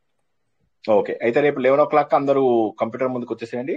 11 o'clock మనము రేపు జ్యోతిష్యం క్లాసు ప్రారంభించుకుందాము. ఇంకా వేరేవేమన్నా మీకు ఇంకేమన్నా క్లాసులు వాటితో ఇవైతే రేపు ఒక్క రోజు కోసం అని వేరే వాటిని మానేయండి. ఎందుకంటే రేపు మనము నేర్చుకోబోతున్నది ఎక్స్ట్రీమ్లీ ఇంపార్టెంట్ సెషన్ కాబట్టి, మళ్ళీ అది తెలిసిందంటే ఇక రాశి చక్రం లోపల మీకు మెయిన్ మన జీవితంలో ఏ రాశి నుంచి ఏ దశ నుంచి స్టార్ట్ అయింది, ఏ దశల్లో వెళ్తున్నాము అనేటటువంటిది క్లియర్ గా తెలుసుకుంటాం. సో రేపటిది చాలా ఇంపార్టెంట్ క్లాసు, కష్టమైన క్లాసు. రేపు నేను కూడా రేపు ఆఫీస్ కి వెళ్ళి అక్కడి నుంచి మళ్ళీ క్లాస్ తీసుకుంటాను. అది సార్ వేణుగోపాల్ గారు చెప్తానన్నారు ఏదో. సార్ మళ్ళా ఇది ఉంటుందా అండి రివిజన్? మళ్ళా ఫస్ట్ నుంచి చెప్తారా మీరు, లేకపోతే ఇంకా అది అయిపోయింది అంతేనా? ఏది? జ్యోతిష్యం ఫస్ట్ నుంచి ఉన్నవి మీరు వీడియోస్ వినండి, క్లియర్ గా అర్థమవుతుంది మీకు. జ్యోతిష్యంది క్లియర్ గా అర్థమవుతుంది. సో ఒకసారి చూడండి, పాత వీడియోస్ చూడండి, చూస్తే అర్థమవుతుంది. చూస్తా ఉండి కానీ అంటే మళ్ళా రివిజన్ మళ్ళా ఫస్ట్ నుంచి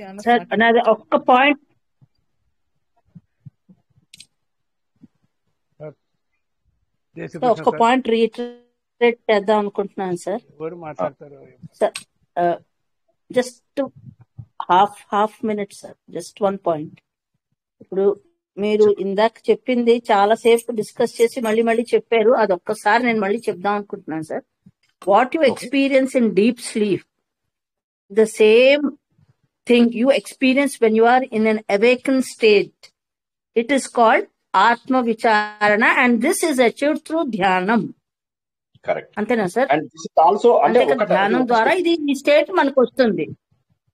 రావడానికి మనకు వేరే ఉంటాయి, వేరేవన్నీ కూడా చేయాలి. ఏది సంఘ వివర్జిత, నిర్లిప్తత, ఇవన్నీ తెచ్చుకున్న తర్వాతనే ఆలోచనలు తగ్గుతాయి. అవన్నీ ఎప్పుడు పోతాయి మీకు? ధ్యానంలో పోవవి, ధ్యానంలో కొద్దిసేపు పోతాయి అంతే. నేనేమంటున్నాను, ఇది అజ్ఞానం మొత్తము పోగొట్టుకున్న తర్వాత చేసే ధ్యానం గురించి చెప్తున్నా. అంటే ఈ బయట ప్రపంచంతో సంబంధాలు వదులుకున్న తర్వాత చేసేటటువంటి మెడిటేషన్ మాత్రమే మీకు ఆత్మరూపాన్ని ఇస్తుంది. అలా కాకుండా నేను సంబంధం ఉంది అది అంటే ధ్యానం కూడా కుదరదు, ధ్యానమే కుదరదు. సో కాబట్టి ఏంటంటే ముందు రెండు రకాలు, మనోలయము, మనోనాశనము. మనోలయం అంటే ఏంటంటే మన మనస్సు ప్రాణాయామం చేసినప్పుడు, ధ్యానం చేసినప్పుడు ఒక క్షణం తెలియకుండా ఉండడం, దట్ ఈస్ గుడ్. రెండవది మనోనాశనము. మనోనాశనం ఎప్పుడు జరుగుతుంది అంటే మన లోపల అజ్ఞానం పోయినప్పుడు. అజ్ఞానం ఎప్పుడు పోతుంది అంటే ఇదంతా అశాశ్వతము అని ఆలోచన ద్వారా తెలుసుకోవాలి. ఆలోచన ద్వారా తెలుసుకున్నప్పుడు ఏమవుతుంది, మీరు 10 ఆలోచనలు పెట్టుకోరు. ఇప్పుడు నేను ఇందాక కుండ అన్నా, నా కుండ ఆలోచన మీరు ఎందుకు చేస్తారు? అలాగా అన్ని ఆలోచనలు కూడా మీకు అనవసరం అయిపోతాయి.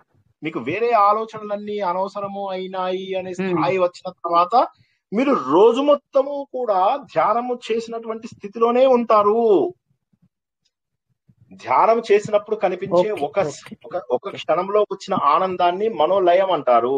కానీ మనకు కావలసినది మనోనాశనము. ఈ మనోనాశనం కోసమని మనము సమాజానికి దూరంగా ఉంటూ, ఆలోచనలను తగ్గించుకుంటూ, నిర్లిప్తతగా ఉంటూ ఉన్నట్లయితే మనకేమవుతుందంటే ఆలోచనలు తగ్గిపోతాయి. ఎప్పుడైతే ఆలోచనలు అంటూ లేనటువంటి వ్యక్తికి చేయవలసిన కర్మ ఏముంటుంది? నిద్రలో ఉన్నటువంటి వ్యక్తికి చేయవలసిన కర్మ ఉండదు. అదే విధంగా అజ్ఞానము తొలగించుకున్నటువంటి వ్యక్తికి చేయవలసినటువంటిది కానీ, పొందవలసినటువంటిది కానీ ఏది ఉండదు. అదే దైవీ లక్షణము. ఆ లక్షణమునే మనము మెలకువగా ఉండగా, నడుస్తూ, కూర్చుంటూ, నించుంటూ ప్రతి క్షణంలో కూడా సమాధి స్థితిలోకి వెళ్ళగలుగుతాము. అది దానికోసం ధ్యానంలో ప్రత్యేకంగా కూర్చోవాల్సిన అవసరం లేదు. ఎలాంటి స్టేజ్ లో అయినా అది తెచ్చుకోగలము. అడ్వాంటేజ్ ఏంటంటే ధ్యానం చేస్తున్నప్పుడు ఏమవుతుందంటే చక్కగా ఒక దగ్గర కూర్చుంటాం కాబట్టి ఇంకెక్కువ బాగా కుదురుతుంది అంతే. కానీ బట్ అది ఏ స్టేజ్ లో ఉన్నా కూడా రాగలగాలి. జై శ్రీకృష్ణ. జై శ్రీకృష్ణ సార్. ప్రశ్నలు ఇంకా ఎవరు? సార్ సార్ జై శ్రీకృష్ణ సార్. చెప్పండి మేడం. జై శ్రీకృష్ణ. అడగండి. మనము ఇప్పుడు కొంచెం వేణుగోపాల్ గారు, మీది ప్రశ్న లేకపోతే మీది ప్రశ్న ఎక్స్పీరియన్సా? Experience sir. అయితే ఎక్స్పీరియన్స్ అయితే బాగండి, ప్రశ్నలు క్లియర్ చేస్తాను సార్. ఒక చిన్నది సార్, ఇప్పుడు మెడిటేషన్ లో ఉంటే ఎంతసేపు అయినా ఉండగలమంటే, ఎంతసేపు అయినా అట్లే ఉంటే ప్రాబ్లం ఏమి ఉండదు, ఉండొచ్చా సార్? మెడిటేషన్ మీకు కాన్సెప్ట్ అర్థమైనట్టుగా లేదు. నేనేమన్నానంటే బాధ్యతలు లేనటువంటి స్థాయికి చేరుకోవడమే అది. అంటే ఏంటి? నిర్లిప్తంగా ఉండగలగడం, ఎవరిపైన అటాచ్మెంట్ లేకుండా అన్నింటినీ నిర్లిప్తంగా చూడగలగడమే ధ్యానము. ధ్యానం అంటే ఒక దగ్గర కూర్చొని ధ్యానము ఎంతసేపు చేయగలము అంటే ఓపిక ఉన్నంతసేపు చేస్తాము. అయితే ధ్యానంలో ఉన్నంతసేపు మీకు ఆకలి దప్పులు వేయవు. అలా ఉంటుంది, ఏమీ తెలియకుండా ఆ స్థితికి వస్తుంది. అట్లా ఎంతసేపు ఉన్నా నో ప్రాబ్లమ్, ఎంతసేపైనా ఉండొచ్చు, లేవకుండా కూడా ఉండొచ్చు. అలా ఎంతసేపైనా కాకుండా లేకుండా అలానే ఎంతసేపు అయినా ఉండవచ్చా? నో ప్రాబ్లమా అని అడుగుతున్నాను. ఏం ప్రాబ్లం లేదు, ఏమి ప్రాబ్లం. అదొకటి సమస్య అంతే సార్. ఇంకెవరికైనా ప్రశ్నలు ఉన్నాయా? లేకపోతే వేణుగోపాల్ గారు తన ఎక్స్పీరియన్స్ చెప్తానన్నారు. చెప్పండి సార్. సార్ నాకు మా చిన్న పల్లెటూరు సార్ మాది. నాకు 10 years ఉన్నది. ఒక ముస్లిమ్స్ ఎప్పుడు దైవ ధ్యానంలో ఎప్పుడు పలకరిస్తేనే చూస్తుండే. ఆయన ఒక ఊది సాంబ్రాణి ఇస్తే మనకు దాంట్లో విభూతి ఇస్తున్నాడు. అంటే ఆయన విభూతి ఇస్తే అచ్చావోగా అంతే, ఏం చెప్పాడు.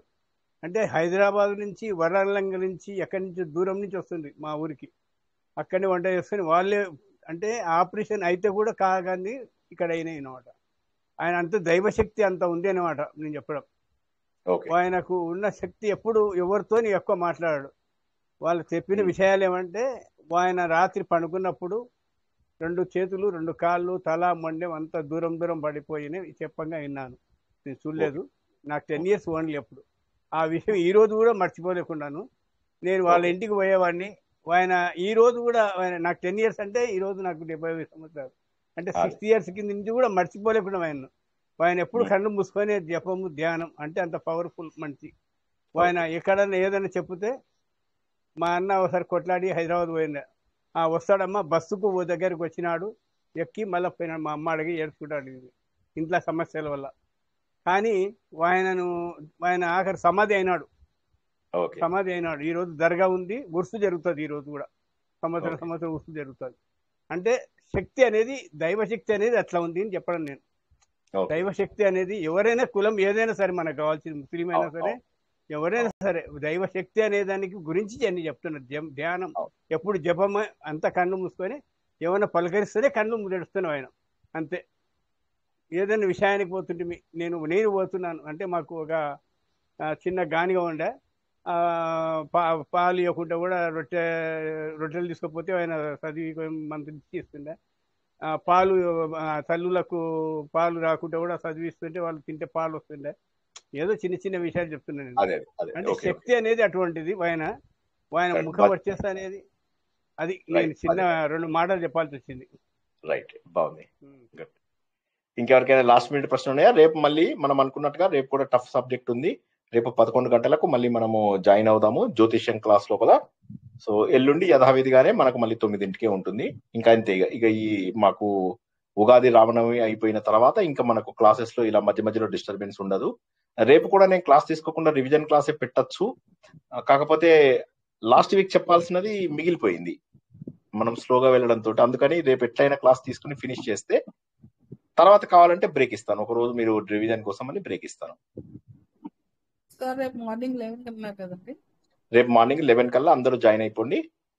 మనం జ్యోతిష్యం క్లాసు చాలా రేపు టఫ్ క్లాసు. సో అందరూ కూడా తప్పకుండా జాయిన్ అయ్యి అందులో కూడా కొత్త విషయాలు తెలుసుకోండి. ఓకే, రేపు కావాలంటే సార్. ఏంటమ్మా? మా బాబాయ్ గారు కూడా RSS. అతను చాలా పెద్ద అతనికి ఏంటి సూర్యనారాయణ గారు అని ప్రొఫెసర్ అండి, వైజాగ్ లో ప్రొఫెసర్ చేసి రిటైర్ అయ్యారు. వండర్ఫుల్. RSS అనేది దేశభక్తుల ఇది. అందులోపల నిస్వార్థ పరులే ఎక్కువ మంది ఉంటారు. దేశం కోసం తప్ప రూపాయి డబ్బు ఆశించని వాళ్ళు, మంచి ఉద్యోగంలోను స్థాయిలోను గొప్పగా ఉన్న వాళ్ళు, దేశం కోసమై నిలబడే వాళ్ళు, జీవితంలో క్రమశిక్షణ ఉన్నటువంటి వాళ్ళు, తర్వాత అన్ని రకాల ఇవి తెలుసుకున్న వాళ్ళు. ఒక చిన్న బుక్ చూపిస్తాను మీకు. వైజాగ్ దగ్గర గుడిలో అంతే కదండి RSS స్కూల్, మా పిల్లలు అందులోనే చదివారు. వండర్ఫుల్. ఇది ఒక చిన్న బుక్. ఇది కొనుక్కోండి అందరూ తప్పకుండా మర్చిపోకుండా కొనుక్కోండి ఈ book. This is not RSS but RSS follows this book. అందరికి కనిపిస్తుందా? ఇది చాలా చిన్న బుక్, చూడండి. క్లియర్ గా కనపడలేదు సార్. క్లియర్ కనిపించట్లేదు. పేరు సరిగ్గా కనపడట్లేదు. ఆ కుటుంబానికి ఓకేనా? ఇది మళ్ళీ వీడియోలో కూడా చూడండి. ప్రతి ఒక్కరు తప్పకుండా కొనుక్కోవాలి. ఇది అందరూ 100%. ఇది ఇందులోపల మీకు చదవడానికి ఒక అరగంట పడుతుంది. కానీ మీ ఫ్యామిలీ ఎలా ఉండాలి, ఎక్కడ దొరుకుతుంది సార్? ఎక్కడ పడితే అక్కడే దొరుకుతుంది. దొరకకపోతే RSS వాళ్ళవి ఏమన్నా ఆఫీస్ ఉంటే అక్కడికి వెళ్ళి కొనుక్కోండి. 15,000 పెడతాను. ఇందులోపల ఏముంటుందంటే పొద్దున్న ఎప్పుడు లేవాలి, ఎన్నింటికి లేవాలి, ఎలా లేవాలి, లేచిన తర్వాత ఏం చేయాలి, స్నానం చేసేటప్పుడు ఏం చేయాలి, కూర్చునేటప్పుడు ఏం చేయాలి, నీళ్లు తాగేటప్పుడు ఏం చేయాలి, ధర్మబద్ధంగా ఏం చేయాలి అనేది మాత్రమే ఉంటుంది. భర్త ఎలా ఉండాలి, భార్య ఎలా ఉండాలి, పిల్లలు ఎలా ఉండాలి, అన్ని A to Z. తర్వాత మనం చదువుకోవాల్సినటువంటి చిన్న శ్లోకాలు, చిన్న జీవితంలో మీ పిల్లలకు, వీళ్ళకి, వాళ్ళకి అందరికీ నేర్పించండి. ఎందుకంటే ఇదంతా కూడా ఎవరిదో ధర్మం కాదు కదా, మన ధర్మం ఇది. మన ధర్మము అందరూ కూడా ధర్మబద్ధమైనటువంటి జీవితంలో వెళ్ళడానికే ఉపయోగపడతాయి. RSS అంటే అందరూ కర్ర తిప్పక్కర్లేదు. కర్ర తిప్పడం నాకు కూడా వచ్చు, కత్తి కూడా తిప్పుతా, అట్లా కాదు. కానీ they are not important. With that మన ధర్మాన్ని మెయింటైన్ చేసుకోవడం అంటే జీవితంలో ఎంత క్రమశిక్షణ. నేను రోజుకు 17-18 గంటల పాటు కష్టపడతాను, కానీ ఎంత ఎనర్జెటిక్ గా ఉంటాను, బికాస్ ఆఫ్ RSS. సో అది గుర్తుంచుకొని మీరు అందరూ తప్పకుండా ఇది చేయండి.